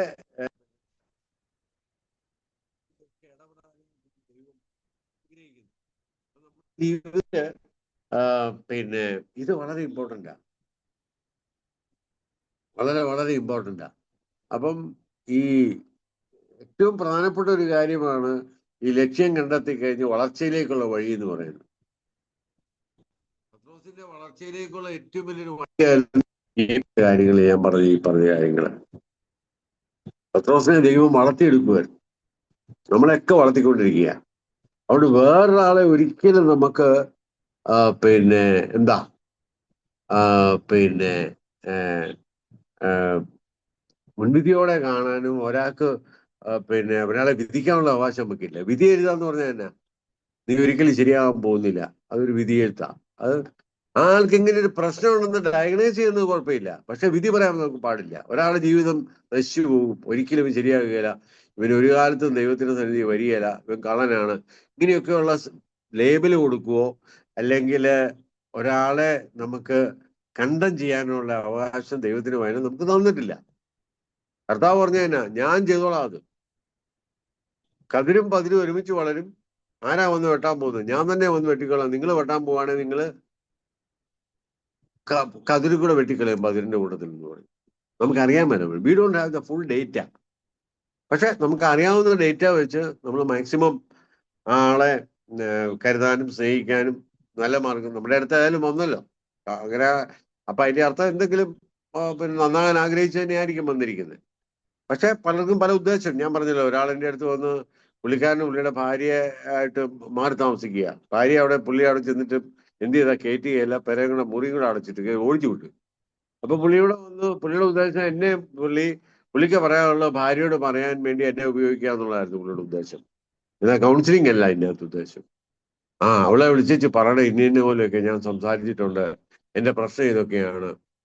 പുള്ളിയുടെ പ്രശ്നം ശരിയാണോ ഇല്ലയോ എന്ന് പുള്ളി ചിന്തിക്കുന്നില്ല. ആ പ്രശ്നത്തിൽ നിന്ന് മാറി ഭാര്യയും കൂടെ ഒന്ന് മനസ്സിലാക്കി അതിന് വ്യത്യാസം പറഞ്ഞൊന്നും പുള്ളി താല്പര്യപ്പെടുന്നില്ല. പുള്ളിയുടെ ഒറ്റ ഉദ്ദേശമുള്ളൂ, എന്നെക്കൊണ്ട് പുള്ളിക്ക് പറയാവുന്ന കാര്യങ്ങൾ, പുള്ളിക്ക് പറയേണ്ട കാര്യങ്ങൾ പുള്ളിക്ക് അവസരം കിട്ടാത്ത കാരണം എന്നെക്കൊണ്ട് പറയിപ്പിക്കുക. എനിക്കത് മനസ്സിലായിരുന്നു ആദ്യമേ തന്നെ, പക്ഷെ ഞാൻ മനസ്സിലായതായിട്ട് കാണിച്ചില്ല. ഞാൻ അവസാനം ഞാൻ പിന്നെ മനസ്സിലാക്കി കൊടുത്തു. കൗൺസിലിംഗ് എന്ന് പറഞ്ഞാൽ എൻ്റെ ഉദ്ദേശം നിങ്ങൾ പറയാനുള്ള കാര്യങ്ങൾ ഭാര്യയോട് പറയുകയെന്നോ അല്ല തിരിച്ചും അതല്ല. നിങ്ങളുടെ രണ്ടുപേരുടെയും പ്രശ്നം പരിഹരിക്കാൻ ആവശ്യമുണ്ടെങ്കിൽ നിങ്ങളത് ഷെയർ ചെയ്യുക. എൻ്റെ ഒബ്സർവേഷൻ ഞാൻ പറയുന്നത് നമുക്ക് ഒരുമിച്ച് അതിൻ്റെ സൊല്യൂഷൻ കണ്ടെത്തുക എന്നുള്ള രീതിയിൽ പറഞ്ഞു. ഞാൻ പറഞ്ഞത് പലതരത്തിലുള്ള ആൾക്കാർ വരും. അപ്പം ഒരു ലക്ഷ്യം കണ്ടെത്തലും വളർച്ചയിലേക്കുള്ള വഴി എന്ന് പറയുന്നതിനകത്ത് ഒത്തിരി ഹേർഡിൽസ് ഉണ്ടെന്നാണ് ഞാൻ പറഞ്ഞത്. It's not that easy. അപ്പൊ അതിനുള്ള പേഷ്യൻസ്, നമുക്ക് അവരെ കേൾക്കാനുള്ള മനസ്സ്, ലിസണിങ്, ഇതൊക്കെ നമുക്ക് വളരെ വളരെ പിന്നെ ആവശ്യം വേണ്ട ഗുണങ്ങളാണ്. അപ്പൊ നമ്മുടെ ചിന്തിക്കുന്ന കർത്താവ് നമ്മളോട് എന്തെല്ലാം പേഷ്യൻസ് കാണിക്കുന്നു. ഞാൻ ആലോചിച്ച് നോക്കി, ഇവിടെ വന്നിരിക്കുന്ന ഇത്രയും പേര് ഇരിപ്പുണ്ട്. നിങ്ങളൊരു 10-12 വയസ്സിൽ ഏറ്റു പറഞ്ഞ് പ്രാർത്ഥിക്കുന്ന പല പാവങ്ങളും ഇപ്പോഴും ഏറ്റു പറയാറില്ലേ? ഇല്ലേ? കംപ്ലീറ്റ് അതിനകത്ത് നിന്ന് മോചനം ലഭിച്ചു, പിന്നെ ഒന്നും സംഭവിച്ചിട്ടില്ലെന്ന് പറയാൻ പറ്റുമോ? നെഞ്ചത്ത് കൈവച്ച് പറയാൻ പറ്റത്തില്ല ആർക്കും. കാരണം എന്താ? അപ്പൊ ദൈവം നമ്മളോട് എന്തെല്ലാം പേഷ്യൻസ് കാണിക്കും. ഞാനിപ്പോ പ്രാർത്ഥിക്കുക, കർത്താവേ ഇന്നൊരു കുഴപ്പമുണ്ട്, എന്നോട് ക്ഷമിക്കണേ. നീ ഇത് കുറേ നാളായില്ല പറയാൻ തുടങ്ങിയിട്ട്. നീ 10ാം ക്ലാസ്സിൽ വന്ന് പഠിച്ചപ്പോ ഇത് തന്നെ എൻ്റെ അടുത്ത് പറഞ്ഞ, എനിക്ക് തന്നെ അറിയാം, അധികം നിന്നെ എന്നോട് അധികം വേണ്ട എന്ന് പറഞ്ഞു വിടുവോ കർത്താവ്? നമ്മൾ എത്ര പ്രാർത്ഥിച്ചാലും ആത്മാർത്ഥമായിട്ടാണെങ്കിൽ അത് കേൾക്കാനും നമ്മളെ വളർത്തിയെടുക്കാനും എപ്പോഴും ദൈവത്തിന്റെ ആത്മാവ് ഒരുക്കപ്പെട്ടായിരിക്കുന്നത്. അതുകൊണ്ടാണ് പറഞ്ഞിരിക്കുന്നത്, ഒരാൾ ക്ഷമ ചോദിച്ചു കഴിഞ്ഞാൽ 70 വട്ടം ക്ഷമിക്കണം എന്ന് പറഞ്ഞാൽ 490 പ്രാവശ്യം ക്ഷമിക്കാനല്ല, അൺലിമിറ്റഡ് ആയിട്ട് ക്ഷമിക്കാനാണ് അതിന്റെ അർത്ഥം, അല്ലെ? അപ്പം ഇതൊക്കെ ഞാൻ പറഞ്ഞത് ഇതൊക്കെ നമ്മുടെ സ്വഭാവത്തിന്റെ ഭാഗമായിട്ട് മാറി. It should become A part of your character. Actually ക്ഷമിക്കുക എന്ന് പറയുന്നതും സ്നേഹിക്കുക എന്നൊക്കെ പറയുന്നതും നമ്മൾ ആർട്ടിഫിഷ്യലായിട്ട് ഉണ്ടാക്കുന്ന ഒരു കാര്യമല്ല. It should become A part of your nature, your character actually. അപ്പം അത് രൂപാന്തരപ്പെട്ട ജീവിതം എന്ന് പറയുന്നത് ഇറ്റ്സ് എ കമ്മിറ്റഡ് ലൈഫ്. അത് ദൈവവചനത്തോടും ദൈവത്തിന്റെ മക്കളോടും ദൈവത്തോടും ഒക്കെയുള്ള നമ്മുടെ കമ്മിറ്റ്മെന്റും സ്നേഹവും കൊണ്ടാണ് നമ്മൾ ആ രൂപാന്തരപ്പെടുന്നത്. ശരിക്കും നമുക്ക് അതിനുള്ള താഴ്മ വേണം. ആ ഹ്യൂമിലിറ്റി ഉണ്ടെങ്കിൽ മാത്രമേ നമുക്ക് നല്ല കൗൺസിലർ ആയിട്ടിരിക്കാനായിട്ട് പറ്റത്തുള്ളൂ. ഞാൻ പറയാമല്ലോ, നമ്മള് ഈ കൗൺസിലിങ്ങിനകത്ത് ചില പ്രശ്നങ്ങളുണ്ട്. അതുകൊണ്ട് നമ്മൾ മനസ്സിലാക്കിയിരിക്കണം, ഈ ഈ മനുഷ്യരെന്ന് പറയുന്നത് എന്നും അവർ സ്വാതന്ത്ര്യമുള്ളവരാണ്, സ്വാതന്ത്ര്യത്തെ സംരക്ഷിക്കുന്നവരും അവർ. അപ്പം ഈ അതുകൊണ്ട് തന്നെ മനുഷ്യന്റെ ഈ പെരുമാറ്റങ്ങളിലുള്ള അവരുടെ സ്വകാര്യതയും മൗലികതയും അവർ ഈ ഉൾക്കാഴ്ച കിട്ടുന്നതിന് തടസ്സമായിട്ട് വരാതെ നമ്മൾ ഉൾക്കാഴ്ച കൊടുത്തു. നമ്മുടെ പെരുമാറ്റത്തിലുണ്ടായിരിക്കുന്ന നമ്മുടെ സ്വകാര്യതയും മൗലികതയൊക്കെയാണ് നമുക്ക് ഇൻഡിപെൻഡന്റ് ആയിട്ട് ചിന്തിക്കാനുള്ള കാര്യം. അല്ലെ സ്നേഹിക്കണമെന്ന് പറയുക, അങ്ങനെ എന്തിനാ കൂടെ സ്നേഹിക്കുന്നത്? നമ്മുടെ മൗലികമായിട്ടുള്ള ചില അവകാശങ്ങൾ അവര് മാനിച്ചേ മതിയാവും. അപ്പൊ അതിനകത്തൊരു ഒരു ഒരു അഡീഷണൽ ഒരു കാതം കൂടുതൽ നടക്കാനായിട്ട് പറ്റാത്തവരുണ്ട്. അപ്പം അവിടെയാണ് കൗൺസിലിങ്ങിൽ പ്രശ്നം ഉരുത്തിരിയുന്നത്. എനിക്ക് ജയിൻ ചെയ്യാൻ പറ്റത്തില്ല, ഇതാണ് പ്രശ്നം. നിങ്ങളുടെ മനോഭാവത്തിലെ പ്രശ്നമാണ്. അത് മാറ്റണമെന്ന് പറയുമ്പോഴത്തേന് ഞാൻ ഇങ്ങനെയായി, എൻ്റെ നേച്ചറായത്, എനിക്ക് മാറാൻ പറ്റത്തില്ല. അത് അവരവരുടെ മാലിക, എൻ്റെ സ്വാതന്ത്ര്യമായി ഞാനിങ്ങനെ ചിന്തിക്കുന്നത്. നമുക്ക് ഇന്ന് നമ്മൾ കേൾക്കുന്ന ഒരു കാര്യമാണ്. പ്രത്യേകിച്ച് ചില നോംസ് പറയുക, ചില ഭർത്താക്കന്മാർ, നീ എനിക്ക് എന്നെ സംബന്ധിച്ചിടത്തോളം എല്ലാത്തിനും ഒരു ലിമിറ്റ് ഉണ്ട്, അത് പറ്റിയില്ല, അത് എൻ്റെ സ്വാതന്ത്ര്യം, ഞാൻ തീരുമാനിക്കും, ഞാൻ ജോലി ചെയ്യുന്നുണ്ട്, ശമ്പളം മേടിക്കുന്നുള്ളത് എൻ്റെ സ്വാതന്ത്ര്യമാണ്. അവിടെയാണ് പ്രശ്നങ്ങൾ വരുന്നത്. അപ്പം ഈ സാധാരണയായിട്ട് കൗൺസിലിങ്ങിന് 3 തരത്തിലുള്ള പ്രശ്നങ്ങളാണ് വരുന്നത്. ഒന്ന്, ഈ കൗൺസിലറുടെ ഭാഗത്ത് നിന്നുള്ള കുറവുകൾ, വളരെ ശ്രദ്ധിച്ച് കേൾക്കേണ്ട ഒരു കാര്യമാണ്. രണ്ടാമത്തെ കാര്യം എന്ന് പറയുന്നത് ക്ലയന്റിന്റെ ഭാഗത്തുള്ള കുറവുകളും. അപ്പം അതുപോലെ തന്നെ ഇവർ തമ്മിലുള്ള ബന്ധത്തിലെ ചില ഭംഗിക്കുറവുകൾ വരുന്ന ചില കാര്യങ്ങളുണ്ട്, അതുകൊണ്ടും പ്രശ്നങ്ങൾ വരാം. അപ്പം ഇതിൽ കൗൺസിലറുടെ ഭാഗത്ത് നിന്ന് ഉണ്ടാകുന്ന ഒരു പ്രശ്നം എന്ന് പറയാൻ സാധാരണ കണ്ടിട്ടുള്ളത്, ഈ കൗൺസിലർ എന്ന് പറയുന്ന ആൾക്കും ചില വൈകാരികമായിട്ടുള്ള ആവശ്യങ്ങൾ വരാം. ചെറുപ്പത്തിൽ ഒരു കൗൺസിലർ ആയത് തന്നെ ചിലപ്പം പഴകിയ രോഗി വൈദ്യരാകുമെന്ന് പറഞ്ഞ പോലെ ജീവിതത്തിൽ ഒത്തിരി പ്രശ്നങ്ങൾ അനുഭവിച്ചായിരിക്കും കൗൺസിലിംഗ്. എനിക്കറിയാം ഒരാളെ ജീവിതത്തിൽ കല്യാണമെല്ലാം കഴിഞ്ഞ് ഒരു 10-15 വർഷം ഭർത്താവ് ഭയങ്കര കോംപ്ലിക്കേറ്റഡാണ്, ഭയങ്കര. അവസാനം ഇങ്ങനെ മനസ്സിലാക്കാൻ വേണ്ടി പുള്ളിക്കാരത്തി പോയി കൗൺസിലിംഗ് പഠിച്ചു. ഈ പുള്ളിയെ മനസ്സിലാക്കാൻ വേണ്ടിയാ, എന്താ ഈ പുള്ളിയുടെ മനസ്സിൽ കൂടെ പോകുന്നതെന്ന് അറിയാൻ കൗൺസിലിംഗ് പഠിച്ച് പുള്ളിക്കാരത്തി ഒരു കൗൺസിലറായിട്ട് തീർന്നു. അപ്പോൾ ഉള്ള പ്രശ്നം എന്താണെന്ന് ചോദിച്ചാൽ, പുള്ളിക്കാരത്തിൽ ചില അൺമെറ്റ് നീഡ്സ് ഉണ്ട് മനസ്സിൽ കിടക്കുന്നത്, ചെറുപ്പം തൊട്ടുള്ള. കൗൺസിലിംഗ് ആയി മറ്റുള്ളവർക്ക് ഹെൽപ്പ് ചെയ്യാനൊക്കെ പഠിച്ചു. അപ്പൊ ചില കൗൺസിലിംഗ് സെഷനിൽ വരുമ്പം ചിലർ ഷെയർ ചെയ്യുമ്പോഴത്തേന് ഇതുമായിട്ട് അസോസിയേറ്റഡ് ആയിട്ടുള്ള ചില കാര്യങ്ങൾ വരാം. അങ്ങനെ അറിയാതെ ചില അടുപ്പങ്ങൾ വരും. അവസാനം കൗൺസിലർ ഈ ക്ലയൻസിനോട് തന്റെ പ്രശ്നങ്ങളെല്ലാം പറഞ്ഞ് ഷെയർ ചെയ്യുന്ന അവസ്ഥയിലോട്ട് പോകും. എനിക്കിങ്ങനെ ഒരു പ്രശ്നം ഉണ്ടായിരുന്നുണ്ട്, ഇപ്പോഴും ചിലപ്പോൾ ഉണ്ടാകാറുണ്ട്, നമ്മൾ തമ്മിൽ ഒരേ പ്രശ്നം തന്നെയാണ് എന്നൊക്കെ അങ്ങനെയൊക്കെ പറഞ്ഞു കഴിയുമ്പോഴത്തേന് നമ്മളെ റോൾ അങ്ങ് മാറി. പിന്നെ അതൊരു പ്രശ്നമായിട്ട് വരാതെ, it's a possible thing actually കൗൺസിലിങ്ങിനകത്ത്. അപ്പൊ അവിടെ ഈ കൗൺസിലർക്ക് ഈ ക്ലയന്റിനോട് ഒരു ആശ്രയത്വം, ഒരു ഡിപ്പെൻഡൻസി ചിലപ്പം ഡെവലപ്പ് ചെയ്യും അറിയാതെ.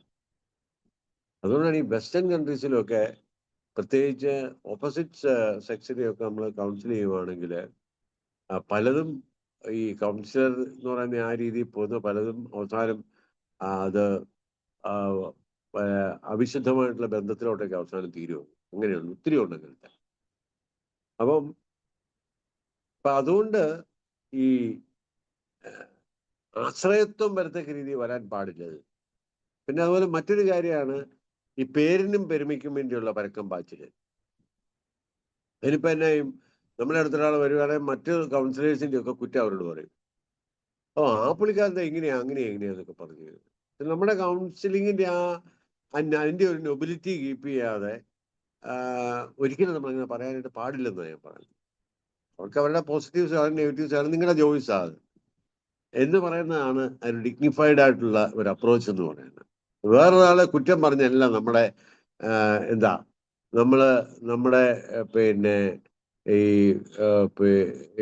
നമ്മുടെ പേരും പെരുമയും നമ്മൾ ഉണ്ടാക്കുന്നത് അങ്ങനെയല്ല. പേരും പെരുമയ്ക്ക് വേണ്ടി ചിലര് വലിയ ബൊംബാസ്റ്റിക് ആയിട്ടുള്ള വേർഡ്സ് ഒക്കെ എടുത്ത് അങ്ങ് പറയും. യൂട്യൂബിലും ഒക്കെ നോക്കിയതിന് ശേഷം പിന്നെ നാർസിസിസ്റ്റിക് പേഴ്സണാലിറ്റിയാണ്, അതിന്റെ ഭാഗമാണിത്, മറ്റേതാ മറിച്ചതാ എന്നെല്ലാം പറഞ്ഞ് ചുമ്മാ കേൾക്കാത്ത വാക്കുകളൊക്കെ അങ്ങ് പറയും. അപ്പൊ ഈ പുള്ളിക്കാരത്തി ഭയങ്കര സ്കോളറാണല്ലോ, മറ്റേതാ മറിച്ചതാ.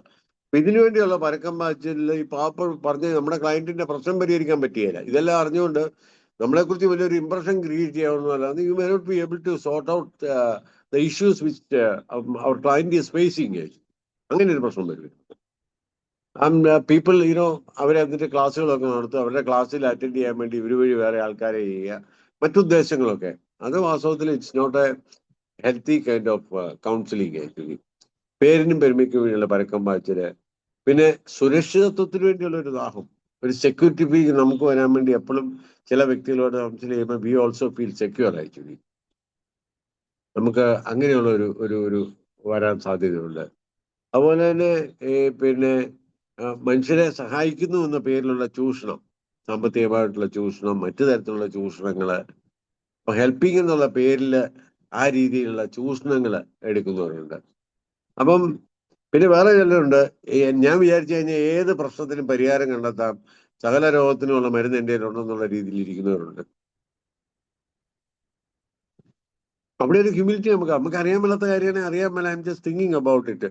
ഞാൻ അങ്ങനെ ഒരു ഇഷ്യൂകളോട് എപ്പോഴാണ് കടന്നു പോകുന്നത്, anyway will try to sort out this issue എന്ന് നമുക്ക് പറയാം.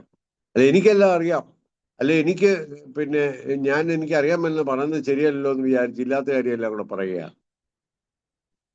അതിനകത്തൊരു ഓണസ്റ്റി നമുക്ക് ആവശ്യമാണ്. ഹ്യൂമിലിറ്റി ഓണസ്റ്റി ഒക്കെ അതിനകത്താണ് വരുന്നത് ശരിക്കും. അപ്പം അതുപോലെ തനിക്ക് പരിഹാരം കാണാൻ കഴിവുണ്ടെന്നുള്ള അഹംഭാവമാണ് ശരിക്കും. പിന്നെ അതുപോലെ തന്നെ നമുക്കറിയാവുന്ന ചില കാര്യങ്ങൾ അടിച്ചേൽപ്പിക്കാനുള്ള വെക്കരുത്. അതായത് ഇങ്ങനെയാണ്, you should think like that. പ്രത്യേകിച്ച് നമ്മൾ പാസ്റ്റർ ലെവലിലും ഒക്കെ ആണെങ്കിൽ, പ്രത്യേകിച്ച് ഒരു ഉത്തരവാദിത്വം കൂടെ ഒക്കെ ഉണ്ടെങ്കിൽ നമ്മുടെ പാസ്റ്റർ എന്നുള്ള അധികാരം അല്ലെ അച്ഛൻ എന്നുള്ള അധികാരമൊക്കെ ഉപയോഗിച്ചുകൊണ്ട് നമ്മൾ ചില കാര്യങ്ങൾ അസർട്ടീവായിട്ട് പറയും. അങ്ങനെ അസർട്ടീവായിട്ട് പറയുന്നത് ഒരിക്കലും ഹെൽത്തി അല്ല. അത് എപ്പോഴും നമ്മുടെ ക്ലയന്റിന് തീരുമാനം എടുക്കാനുള്ള ഒരു അവസരം നമ്മൾ കൊടുക്കണം. Give always chance. അവരാ തീരുമാനിക്കുന്നത്. അവര് തീരുമാനിച്ചാൽ മാത്രമേ അതിന് ഒരു പെർമനൻസി ഉള്ളൂ, സ്ഥിരതയുള്ളൂ. അല്ല നമ്മൾ പറഞ്ഞൊരു കാര്യം പറയുന്നത്, ദൈവം പോലും അങ്ങനെ ചെയ്യാറില്ല. ഞാൻ വാതിക്കൽ നിന്ന് മുട്ടുന്നു, ആരെങ്കിലും എന്റെ ശബ്ദം കേട്ട് വാതിൽ തുറന്നാൽ ഞാൻ വരുമെന്നേ പറഞ്ഞിട്ടുള്ളൂ. അല്ല ഇടിച്ചു കയറിക്കൊണ്ടളയാന്നും പറഞ്ഞ് പോരുന്ന പരിപാടി ഇല്ല. അപ്പൊ അത് എപ്പോഴും മറ്റുള്ളവരുടെ സ്വകാര്യതയും മറ്റുള്ളവരുടെ വില്ലിനെയും നമ്മൾ ബഹുമാനിക്കുന്ന രീതിയിൽ എന്നാൽ മാത്രമേ അതിനൊരു ഒരു പെർമനൻസി ഉള്ളൂ. കാര്യങ്ങൾ അടിച്ചേൽപ്പിക്കാനുള്ള വ്യഗ്രത, ഇതൊക്കെ കൗൺസിലിങ്ങിന്റെ ഒരു ഭംഗി അല്ലെങ്കിൽ അതിന്റെ ഒരു ബ്യൂട്ടി കുറയ്ക്കുന്ന കാര്യങ്ങളാണ്.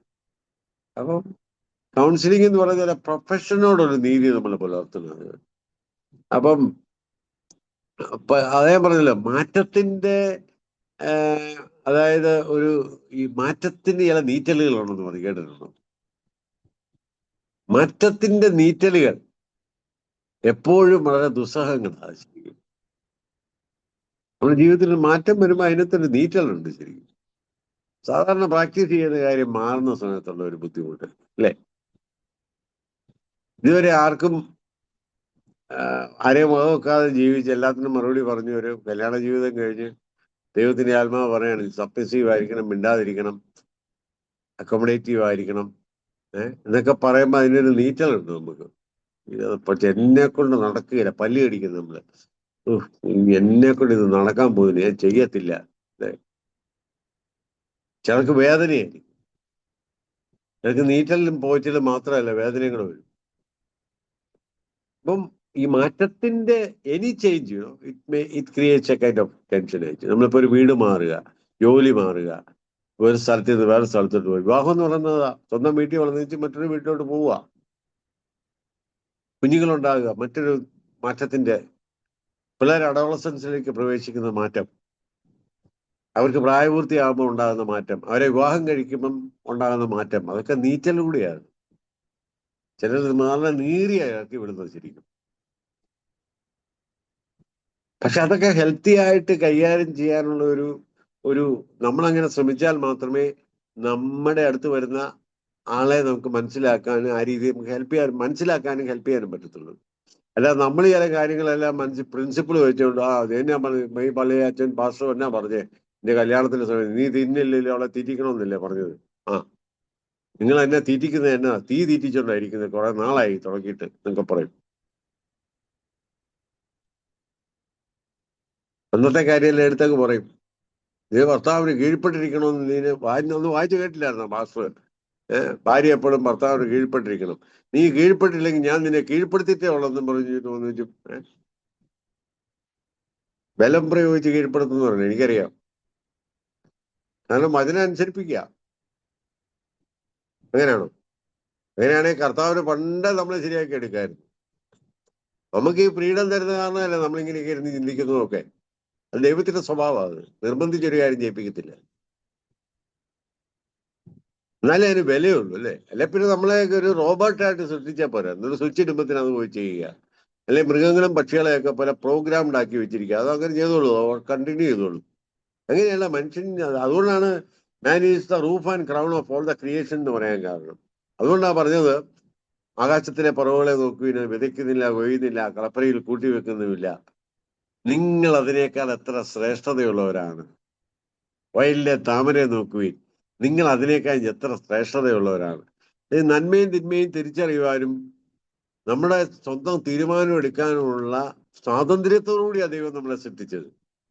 അതുകൊണ്ടാണ് നമ്മുടെ തീരുമാനങ്ങൾക്ക് വിലയുള്ളത്, അല്ലേ? നമ്മളങ്ങനെ പ്രോഗ്രാംഡ് ആക്കി. ചില പറയും മെയ്ഡ് ഫോർ ഈച്ച് അതർ എന്ന് പറഞ്ഞാൽ ഞാൻ എൻ്റെ ഇഷ്ടം അനുസരിച്ച് എല്ലാം നീ ചെയ്തോണം. എനിക്ക് ചിരി വരും അത് ചിലപ്പോൾ കേൾക്കും. അങ്ങനെയൊന്നും ഇല്ല ശരിക്കും. മെയ്ഡ് ഫോർ ഈച്ച് അതർ എന്ന് പറഞ്ഞ ചുമ്മാതാ. അപ്പം ഈ നമ്മുടെ ഉൾക്കാഴ്ചകളെ, ഈ മാറ്റത്തിന്റെ നീറ്റലുകളൊക്കെ ഒരു പ്രവൃത്തി പദത്തിലേക്ക് എത്തിക്കുക എന്നുള്ളതാണ്. അത് അത്ര എളുപ്പമുള്ള ഒരു സംഗതി അല്ലത്. It's not that easy. ഇങ്ങനെയുള്ള സാഹചര്യങ്ങളിലൊക്കെ കൗൺസിലിംഗിൽ പ്രശ്നങ്ങൾ സൃഷ്ടിക്കാറുണ്ട് ശരിക്കും.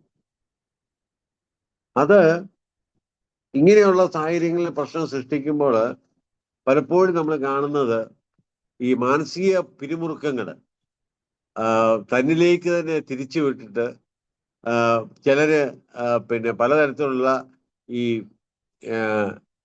ഞരമ്പ് രോഗങ്ങളാക്കി തീർക്കുന്നത്. പെരുമാറ്റത്തിന്റെ ഒരു സരളതയൊക്കെ അങ്ങ് കുറയും.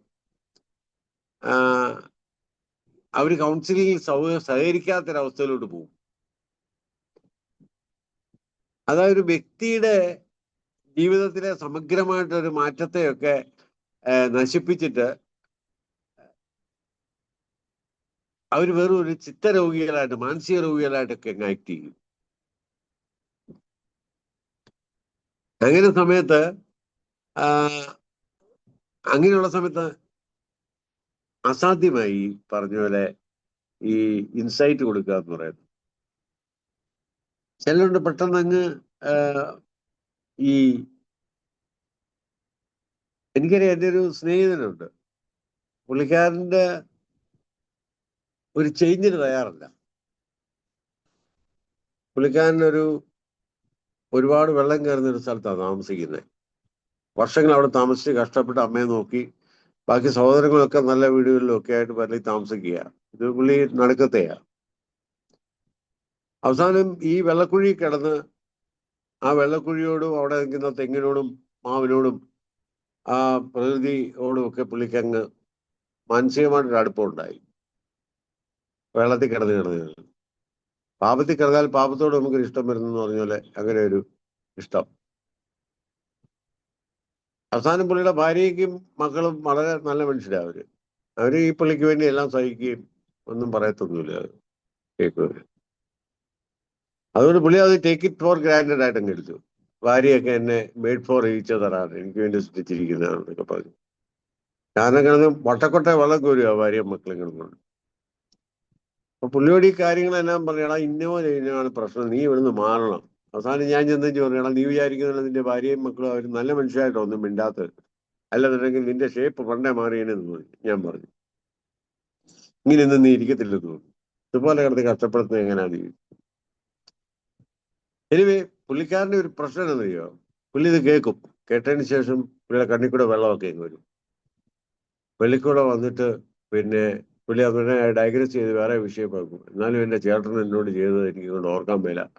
പിന്നെയും ചങ്കരൻ എങ്ങനെയെന്ന് പറഞ്ഞാൽ നമ്മളെല്ലാം പറഞ്ഞ് ഇവിടുന്ന് മാറണമെന്നുള്ള കാര്യമെല്ലാം പറഞ്ഞു വരുമ്പോഴത്തേന് പുള്ളി എന്നെ എടുക്കും. പുള്ളി ഒരു പ്രത്യേക അവസരം വരുമ്പോഴത്തേന് പറയും, എടാ നീ അറിഞ്ഞോ എൻ്റെ അനിയൻ ഇന്നലെ എന്നെ ഒന്ന് ഫോൺ ചെയ്തായിരുന്നു. ഇവിടെ അവൻ്റെ വായിൽ നിന്ന വാക്കുകളൊക്കെ എന്താണ് ഒരു മനുഷ്യനോട് ഇങ്ങനെ പറയാൻ പറ്റൂടാ, എടാ ശരിയല്ലടാ, ഇത് എന്ത് കഷ്ടമാടാ എന്നൊക്കെ പറഞ്ഞ് അങ്ങ് പറയും. അപ്പം നമ്മളൂടെ അന്നേരം അത് കേട്ടിരിക്കുകയാണെന്നെങ്കിൽ പറഞ്ഞ് ശരിയാണല്ലോ എന്ന് വിചാരിക്കും. അപ്പൊ നമ്മൾ പറഞ്ഞു വരുന്ന കാര്യങ്ങൾ നടക്കുകയല്ലോ അവിടെ. ഈ പുള്ളി അവിടുന്ന് മാറുക എന്നുള്ളതും പുള്ളിയോടെ ഒരു പുതിയ വീട് പണിത് വേറെ സ്ഥലത്ത് അതിന് ദൈവം സഹായിച്ചു, നല്ലൊരു വീടാണ്. ഇതുവരെ അവിടെ നിന്ന് മാറിയിട്ടില്ല പുള്ളി.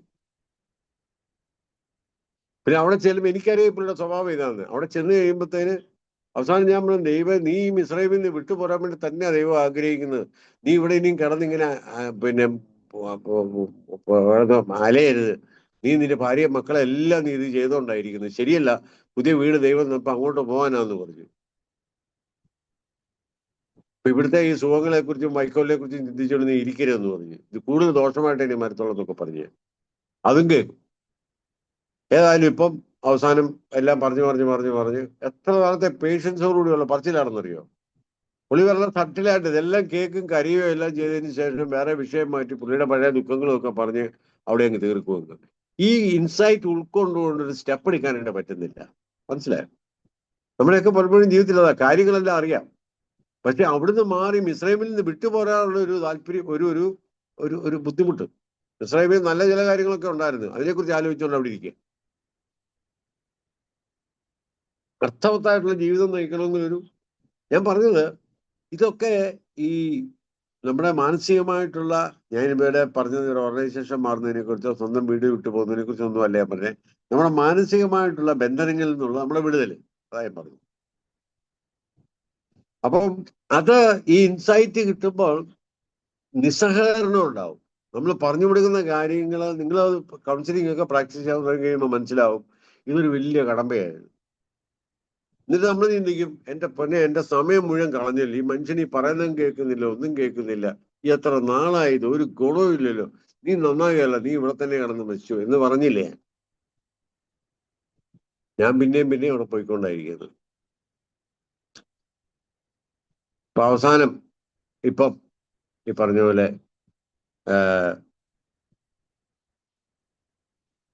വെള്ളി വെളിച്ചം കാണാൻ തുടങ്ങി.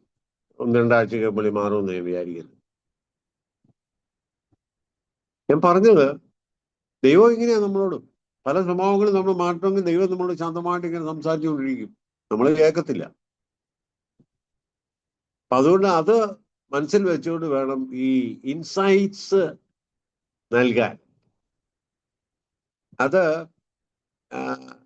ഞാൻ പറഞ്ഞ ഒരു വ്യക്തിത്വത്തിന്റെ സമഗ്രമായിട്ടുള്ള ഒരു വളർച്ചയൊക്കെ നശിപ്പിക്കും ഇങ്ങനെയുള്ള മെന്റൽ ബ്ലോക്ക് എന്ന് പറയുന്നത്. അപ്പം അതൊരു വ്യക്തി അറിഞ്ഞോ അറിയാതെയോ ഈ തടസ്സങ്ങളൊക്കെ ഉണ്ടാക്കുന്നത്. ചിലപ്പോൾ അറിയാതെ ആയിരിക്കും, ചിലപ്പോൾ തന്നെ മനസ്സിന്റെ വിഷമങ്ങളായിരിക്കും മുമ്പിൽ നിൽക്കുന്നത്. അപ്പം അത് അവരുടെ അബോധ മനസ്സിൽ പലപ്പോഴും ഇങ്ങനെയുള്ള പ്രശ്നങ്ങൾ കിടക്കുന്നത് കാരണം അങ്ങനെ വരുന്നത്. അങ്ങനെ ഒത്തിരി പേരുണ്ട്, ഒത്തിരി പേരെ എനിക്കറിയാം.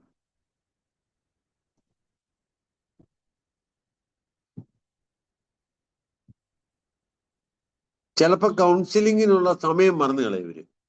ഓർക്കുകയല്ല, ഇന്ന സമയത്ത് വരണമെന്നൊക്കെ പറഞ്ഞ് അവരത് മറക്കുന്നു. കാര്യം അതുവരെയൊക്കെ വരുന്നുണ്ടായിരുന്നു, കാര്യത്തിലോട്ട് അടുക്കുമ്പോഴത്തേന് വരികയില്ല.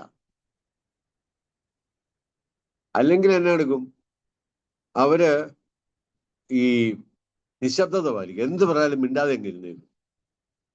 നമ്മൾ വിചാരിക്കും എല്ലാം ശ്രദ്ധയോടെ പോസിറ്റീവായിട്ട് കേട്ടോണ്ടിരിക്കുന്നത്. പിന്നെ അവസാനത്തെ ഒറ്റ സെന്റൻസ് കേൾക്കുമ്പോൾ അറിയാം ഇതെല്ലാം തലയുടെ മേളിൽ കൂടിയാ പോയെന്നുള്ളതായിരിക്കും.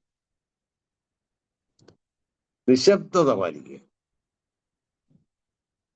പിന്നെ ചില കാര്യം വർത്തമാനം പറഞ്ഞതിൻ്റെ ഇടയ്ക്ക് അവർക്ക് സന്തോഷം, ഈ പറഞ്ഞ കാര്യങ്ങൾ അവർക്ക് ചേഞ്ച് ചെയ്യാൻ പറ്റിയില്ലാത്ത കാരണം അവർക്ക് സന്തോഷകരമായിട്ടുള്ള ചില കാര്യങ്ങൾ പറഞ്ഞ് സമയം കളയുന്നു. ചിലപ്പോൾ നമ്മളെ തന്നെ അങ്ങ് പ്രൈസ് ചെയ്യും. നമ്മൾ കാര്യമൊക്കെ പറഞ്ഞു വരുമ്പോഴത്തേനും, കേട്ടോ ഞാൻ ഈ കഴിഞ്ഞ ഇടയ്ക്ക് ഒരാളെ കണ്ടായിരുന്നു, ആ പുള്ളി നിന്നെ കുറിച്ച് പറഞ്ഞു ഭയങ്കര നല്ല അഭിപ്രായമാണ് പറഞ്ഞു, നീ ഭയങ്കര മിടുക്കനാണ് കൗൺസിലിംഗ് എന്നൊക്കെയാ പറഞ്ഞത് എന്നൊക്കെ പറഞ്ഞു. ഈ പുള്ളിയുടെ കാര്യം മാറ്റാൻ വേണ്ടി നമ്മളെ പ്രൈസ് ചെയ്ത് സമയമെല്ലാം കളഞ്ഞ്, എന്നാ ശരി, എന്നാ പിന്നെ നമുക്ക് കാണാമെന്നും പറഞ്ഞ് പോരും. അവിടെ എല്ലാം നമ്മൾ ശ്രദ്ധിക്കേണ്ട ഒരു കാര്യം, ചിലരുണ്ട് നമ്മൾ പ്രശ്നങ്ങളെ കുറിച്ച് പറയുമ്പോൾ അത് ലഘൂകരിച്ച് ഒരു ഊരിയ ചിരിയോടെയൊക്കെ ഇരിക്കും, അതിനെ പുച്ഛിച്ചങ്ങ് തള്ളും. പ്രശ്നങ്ങളിൽ നിന്ന് ഒഴിഞ്ഞു മാറുക.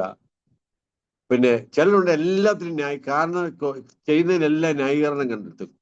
മാറാൻ അവർക്ക് യാതൊരു താല്പര്യവുമില്ല. ചിലരുണ്ടെങ്കിൽ ടെൻഷൻ അടിച്ചിരിക്കും. നമ്മൾ ടെൻഷൻ അടിക്കേണ്ട കാര്യമില്ല, അതിനെ ഇങ്ങനെ കൈകാര്യം ചെയ്താൽ മതി എന്ന് പറഞ്ഞാൽ അത് കേൾക്കത്തില്ല. അതിന് പകരം ഉടനെ സെന്റിമെന്റലൊക്കെ അടിച്ച് തന്റെ പ്രശ്നം പിന്നെയും പറഞ്ഞുകൊണ്ടിരിക്കുക. ഞാൻ പറഞ്ഞത് ഒരു കാര്യത്തെക്കുറിച്ച് ഇൻസൈറ്റ് പറയുമ്പോൾ ഉണ്ടാകുന്ന പ്രശ്നങ്ങളെ കുറിച്ചാണ് പറഞ്ഞത്. ചിലര് അമിതമായിട്ടുള്ള സംസാരങ്ങൾ, ഒത്തിരി സംസാരിക്കും, എന്നിട്ട് പ്രശ്നങ്ങളിൽ നിന്നും ഒഴിഞ്ഞു മാറും. സന്തോഷകരമായിട്ടുള്ള കാര്യങ്ങൾ മാത്രം പറയുക, സമയം കളയുക. പിന്നെ അല്ലെങ്കിൽ അപൂർവമായിട്ടുള്ള എന്തെങ്കിലും ഒരു മാനസിക പ്രശ്നം അങ്ങ് പറഞ്ഞ് പിന്നെ അവര് വർത്തമാനം പറഞ്ഞതിൻ്റെ ഇടയ്ക്ക് കാര്യങ്ങളെല്ലാം വരുമ്പോഴത്തേന് എന്താണെന്നറിയാൻ മേല, ഞാൻ ഇന്നലെ രാത്രിയിൽ ഒരു സ്വപ്നം കണ്ടു, എനിക്കറിയാൻ മേല, അത് കണ്ടു കഴിഞ്ഞപ്പോൾ തൊട്ടേ എനിക്കത് ഇങ്ങനെയാണ് ഞാൻ ചിന്തിക്കുന്നത്, അങ്ങനെയാണ് ഞാൻ ചിന്തിക്കുന്നതൊക്കെ പറഞ്ഞു ഒരു പുതിയ മാനസിക നില അങ്ങ് അവരുണ്ടാക്കിയെടുക്കും. എന്നിട്ട് നമ്മളെ അതിനകത്തോടെ അങ്ങ് വലിച്ചെടുക്കും. എന്നിട്ട് ഈ കാര്യം പറയത്തില്ല, പരിഹാരത്തിലേക്ക് അവർ പോകത്തില്ല. അങ്ങനെയുള്ള കാര്യങ്ങളൊക്കെ ഉണ്ട്.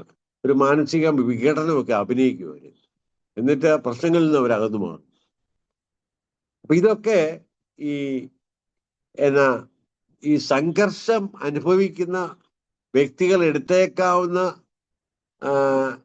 18 അടവുകളിൽ ചിലതൊക്കെയാണ്. മനസ്സിലായോ? കേട്ടിട്ടില്ലേ 18 അടവുകൾ?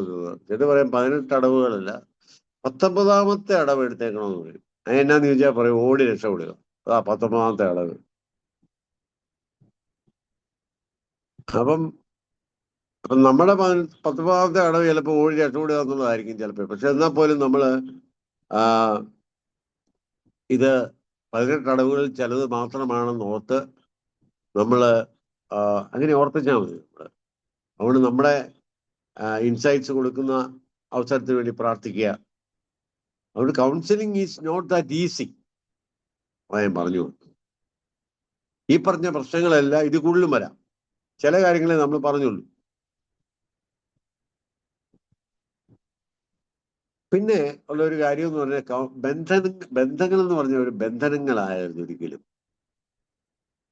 ഈ പ്രത്യേകിച്ച് കൗൺസിലറും ക്ലയന്റും തമ്മിലുള്ള ബന്ധം അനുഭവത്തില് ഈ ചില കാര്യങ്ങളിൽ ഒത്തിരി ഔട്ട് ഓഫ് ദ വേ പോയി കഴിഞ്ഞാൽ കൗൺസിലിംഗ് ദോഷകരമായിട്ട് ബാധിക്കും. പരസ്പര വിശ്വാസവും മതിപ്പും വളർത്താൻ കഴിയാതെ ആ ബന്ധം ശിഥിലമാവും.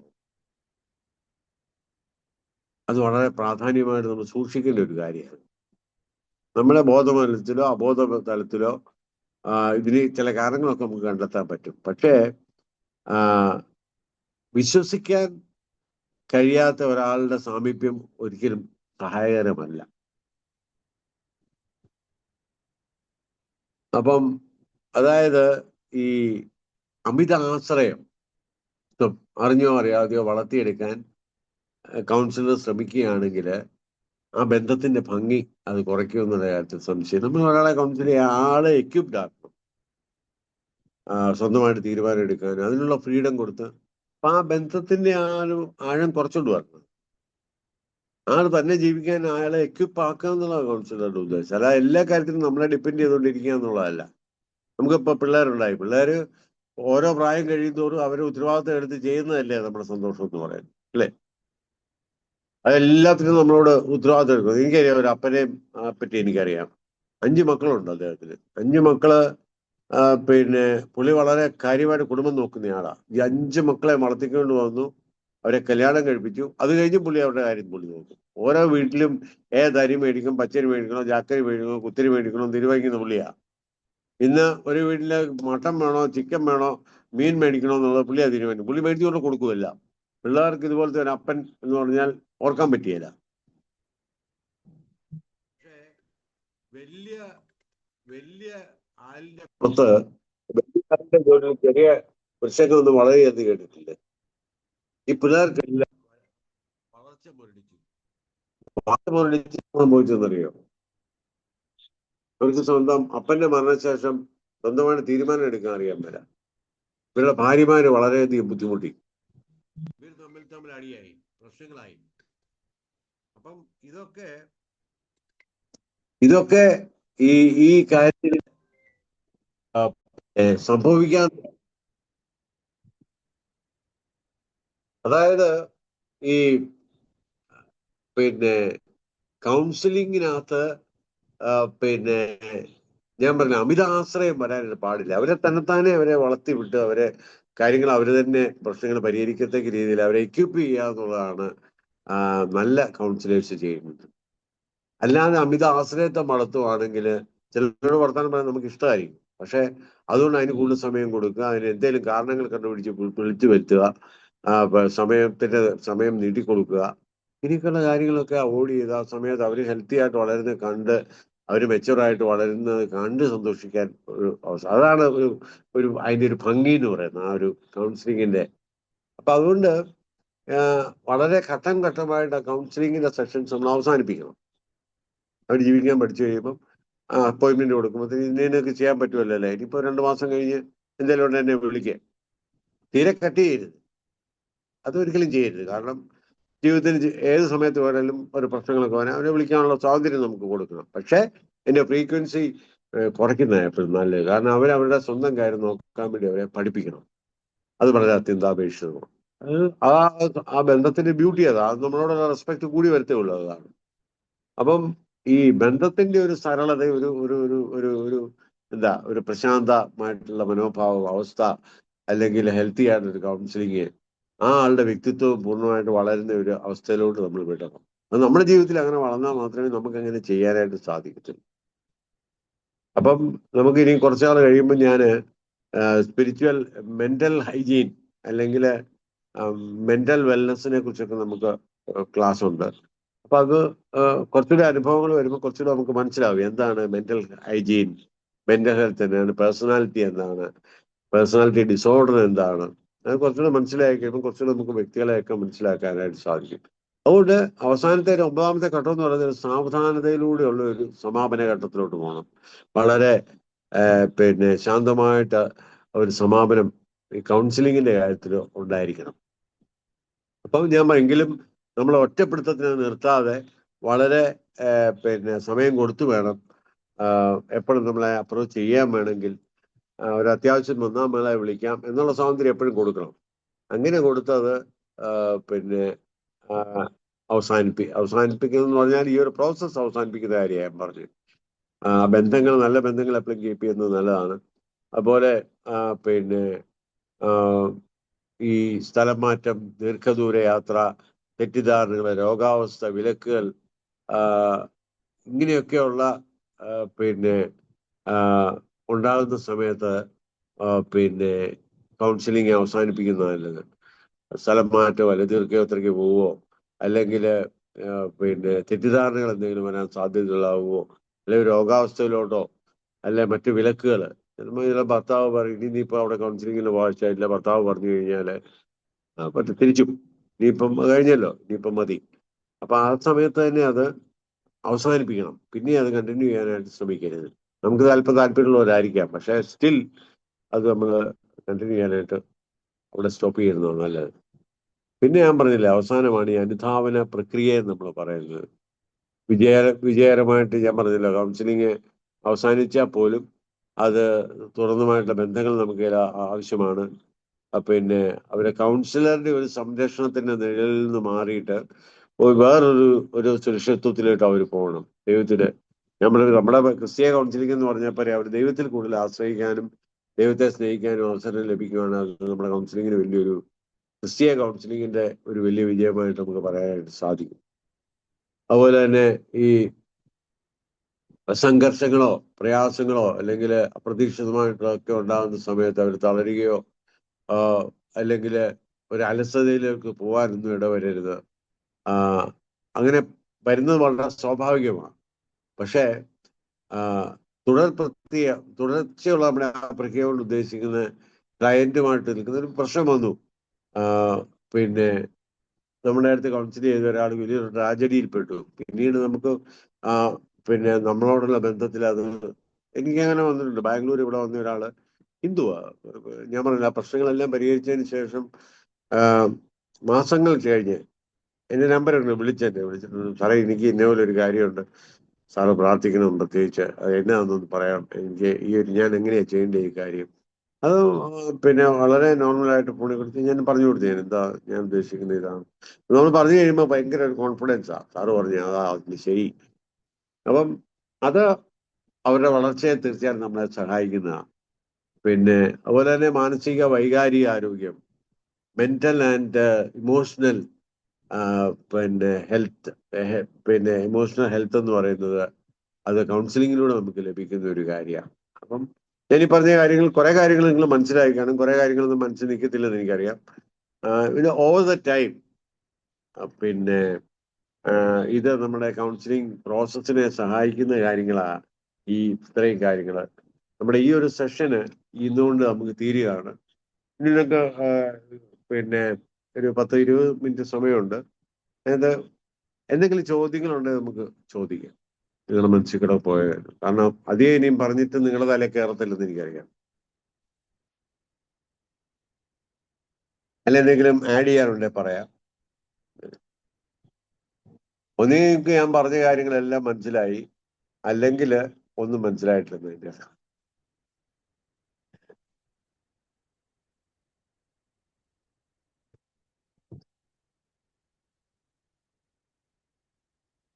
നമ്മളിതിന്റെ ഒരു കൗൺസിലിങ്ങിന്റെ ഒരു ചെറിയ ഭാഗം മാത്രമേ കംപ്ലീറ്റ് ചെയ്തുള്ളൂ കേട്ടോ.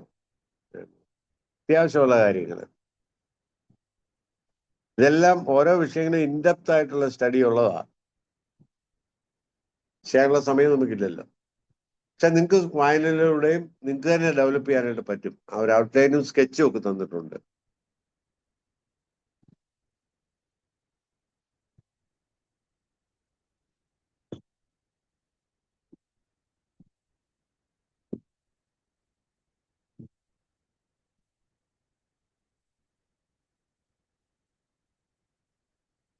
ആർക്കൊന്നുമില്ലേ ചോദിക്കാൻ?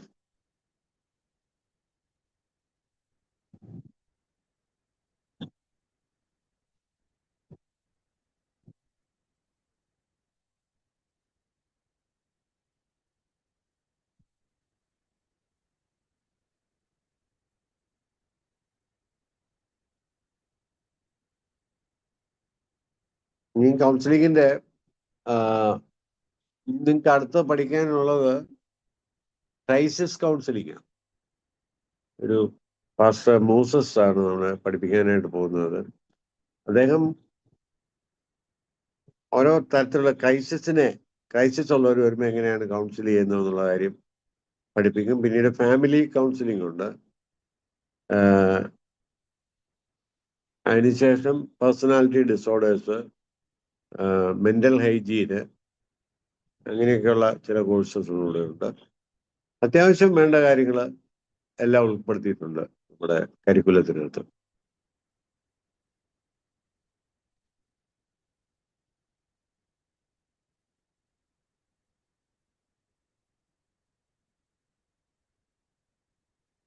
ആട്ടെ, ഇത്ര കാര്യങ്ങളൊക്കെ കേട്ട സ്ഥിതിക്ക് കൗൺസിലിംഗ് ആണ് എൻ്റെ വിളി എന്ന് എത്ര പേർക്ക് പറയാൻ പറ്റും?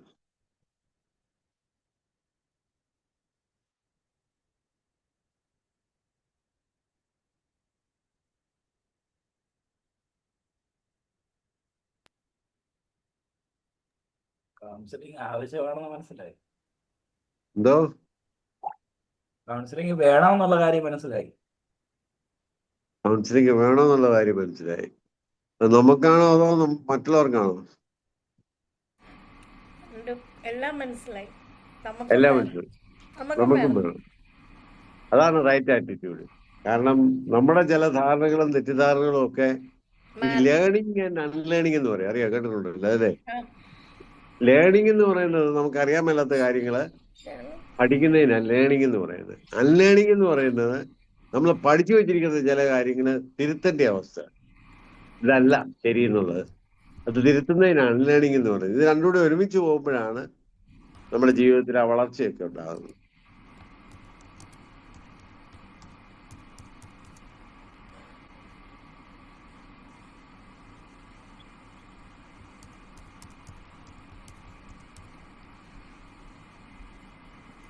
നമുക്ക് കുറെ കാര്യങ്ങൾ മനസ്സിലാക്കാൻ പറ്റി.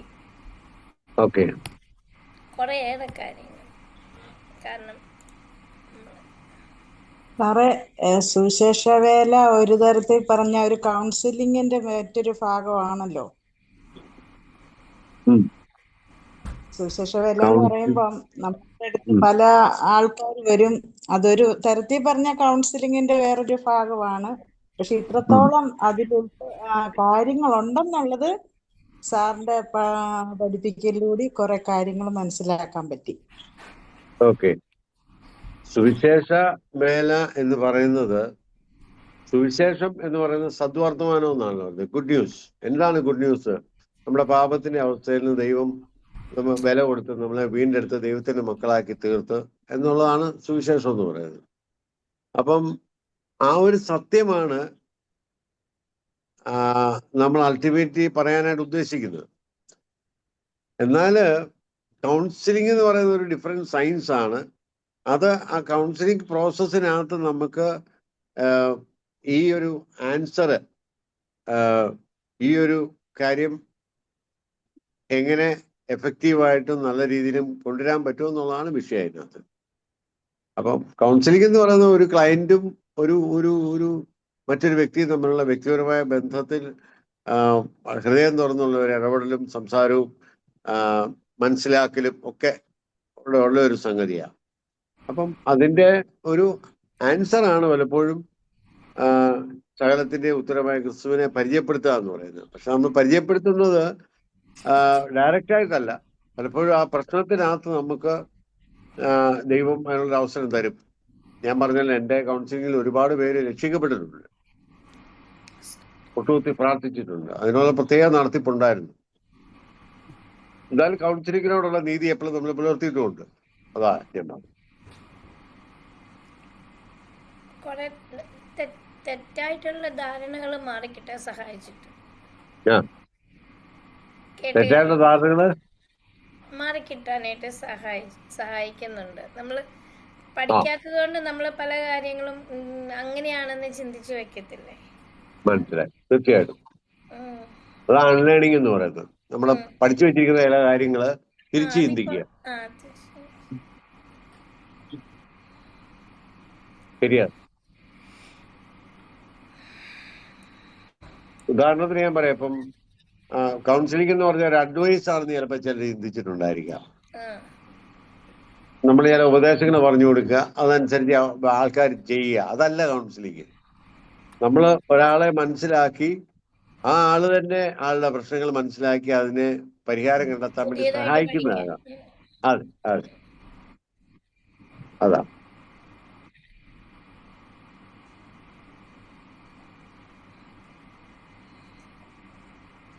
പിന്നെ ഈസി അല്ല, മനുഷ്യന്റെ മനസ്സ് മനസ്സിലാക്കാൻ ഈസി അല്ല എന്ന് മനസ്സിലാക്കി.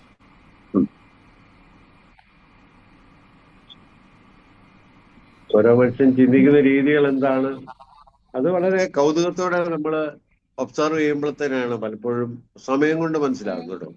Takes time. പക്ഷെ ഭയങ്കര പാടാ എനിക്ക്. സ്വന്തമായിട്ട് പാടാം, പക്ഷെ അതിന് താല്പര്യം ഉണ്ടെങ്കിൽ നമ്മള് അതൊരു പഠിക്കുവോ, അത് പഠിച്ചുകൊണ്ട് പോകും. അതെ അതെ.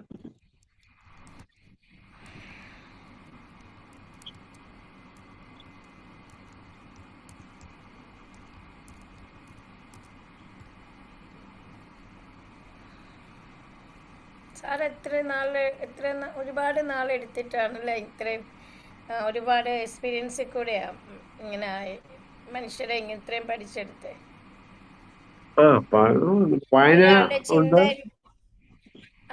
ഒരാളുടെ ചിന്ത എങ്ങോട്ടാ, പെരുമാറ്റം എങ്ങനെയാ പോകുന്നെന്ന് വലിയ എങ്ങനെയാ അത് പറയുമ്പോ അത് എക്സ്പീരിയൻസ്. ഒരു കാര്യം കേൾക്കോ? ഇതിനകത്ത് ഒരു ഞാൻ എൻ്റെ കാര്യം പറയുകയാണെങ്കിൽ ഞാനൊരു ഒരു പീപ്പിൾ ഓറിയന്റഡ് ആയിരുന്നു ചെറുപ്പം തൊട്ടേ. പിന്നെ എന്തോ മനുഷ്യരോടൊക്കെ ഉള്ള ഒരു സ്നേഹം ഒത്തിരി മനസ്സിലുണ്ടായിരുന്നു. അപ്പൊ അവരുടെ പ്രശ്നങ്ങൾ പരിഹരിക്കണം, അങ്ങനെയൊക്കെയുള്ള താല്പര്യങ്ങൾ ഉണ്ടായിരുന്നതും കൂടെ ആയിരിക്കാം ദൈവം അത് മാനിച്ചതെന്ന് എൻ്റെ വിചാരം.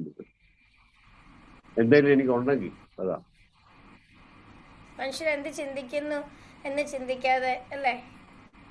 അതെ, ഒരു അതായത് സംശയം ഒരു സാറ് മുൻവിധി ഇല്ലാതെ. കൗൺസിലിംഗ് കറക്റ്റ് ആയിട്ട് പഠിച്ച ശേഷമാണോ മറ്റുള്ളവരെ ഇങ്ങോട്ട് ഇടപെടാൻ തുടങ്ങിയത്? കൗൺസിൽ അതെ, അല്ലാതെ തന്നെ ഒരു ഉള്ളിലുള്ള ഒരിത് വെച്ചിട്ട് കൗൺസിലിംഗ് ചെയ്ത് തുടങ്ങിയോ?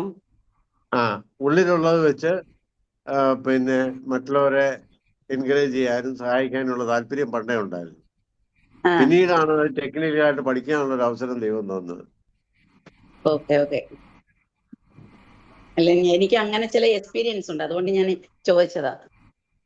അങ്ങനെ തീർച്ചയായിട്ടും അത് വളർത്തിയെടുക്കണം. തീർച്ചയായിട്ടും അതൊരു ദൈവത്തിന്റെ കോളാണ്. അതെ.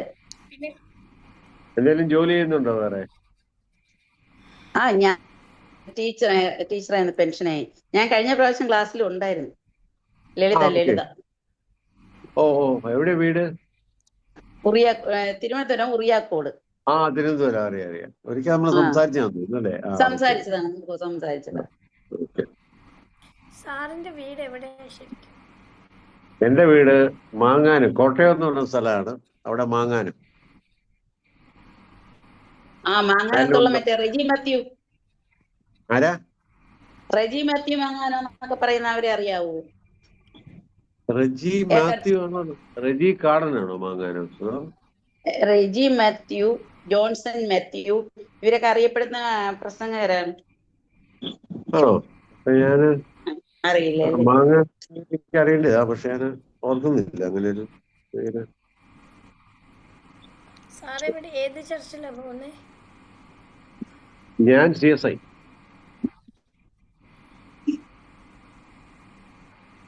ഞങ്ങൾ മിഷണറീസ് ആയിരുന്നു, നോർത്ത് ഇന്ത്യയിലായിരുന്നു ഒത്തിരി വർഷങ്ങൾ. ഞാൻ പ്രത്യേകിച്ച് ഒരു ചർച്ചിൽ അങ്ങനെ ഒരു മെമ്പർഷിപ്പ് ഉണ്ടെന്നുള്ളതല്ലാതെ ഒരു ചർച്ചിന്റെ ഭർത്താവല്ലേ.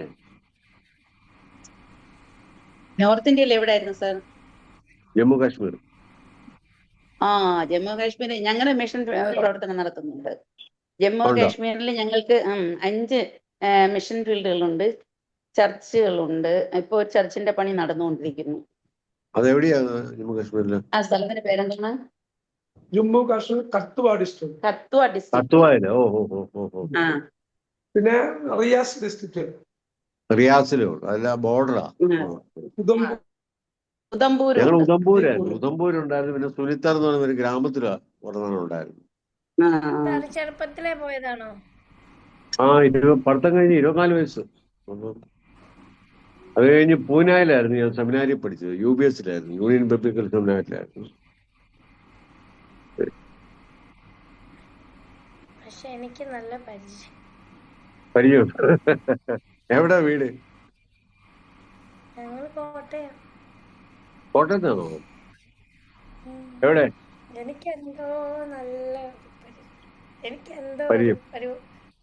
എനിക്ക് അങ്ങനെ പരിചയമല്ല, എന്തോ ഒരു അടുത്ത പരിചയം. പക്ഷെ എനിക്ക് മനസ്സിലാകുന്നില്ല. വീട് കോട്ടയത്താണോ? പുതുപ്പള്ളിയിലോ? പുതുപ്പള്ളി ഞങ്ങളുടെ അടുത്താണല്ലോ. എനിക്ക് ഭയങ്കര ഒരു എനിക്ക് ഇങ്ങനെയല്ല, പക്ഷെ വേറെ ഒരു എന്തോ ഒരു പരിചയം. അപ്പൊ ഒരാളെ പോലെ 7 പേരുണ്ടെന്നാ പറയുന്നത്. അപ്പം അല്ല, ഞാൻ എവിടെയോ കണ്ടിട്ടുണ്ടോ? കോട്ടയൊക്കെ ആണെങ്കിൽ കണ്ടു കാണുമായിരിക്കാം ചിലപ്പോ. ഞാൻ ഒത്തിരി ഔട്ട് ഗോയിങ് ആയിട്ട് പോകുന്ന ഒരാളല്ല. ഞാൻ കൂടുതലും പ്രായമുള്ളവരുടെ ഇടയ്ക്കാണ് എന്റെ ശുശ്രൂഷ കൂടുതലും. പകൽ വീടെന്ന് പറയും. ഇല്ല, ഞാൻ എന്റെ എന്താ പകൽ വീട്. പകൽ വീട് എന്ന് പറഞ്ഞാൽ day care centre for the aged. അതാ ഞാൻ. പക്ഷെ കുവൈറ്റ് ഞാൻ വന്നിട്ടുണ്ട് വർഷങ്ങൾക്ക് മുമ്പ്. അങ്ങനെയൊന്നും അല്ല, എനിക്ക് എന്റെ ചെറുപ്പത്തിലെ എനിക്കെന്തോ അറിയാല്ലേ?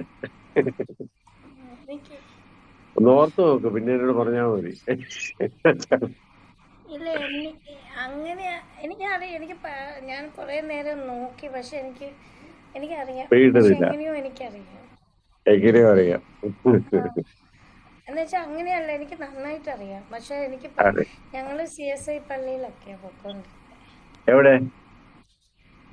മച്ചയാട്ടുപള്ളിയില്. മച്ചയാട്ടോ? അത് ഞങ്ങളുടെ പള്ളിയാണല്ലോ. അപ്പൊ എവിടുത്തെയാ മോള്? എടുത്തോണ്ട് നടന്നിട്ടുണ്ടെന്നൊക്കെ പറഞ്ഞു നേരത്തെ. അതാ ഞാൻ ചോദിച്ചത്, അത് എവിടുത്തെയാ, ഏത് വീട്ടിലെയാ? ഞാൻ വീട്ടുപേരെന്താ? ബാബു സ്റ്റുഡിയോയിൽ ബാബു സ്റ്റുഡിയോയില്? പിയുടെ കല്യാണം നടന്ന മോടെ ആരാ?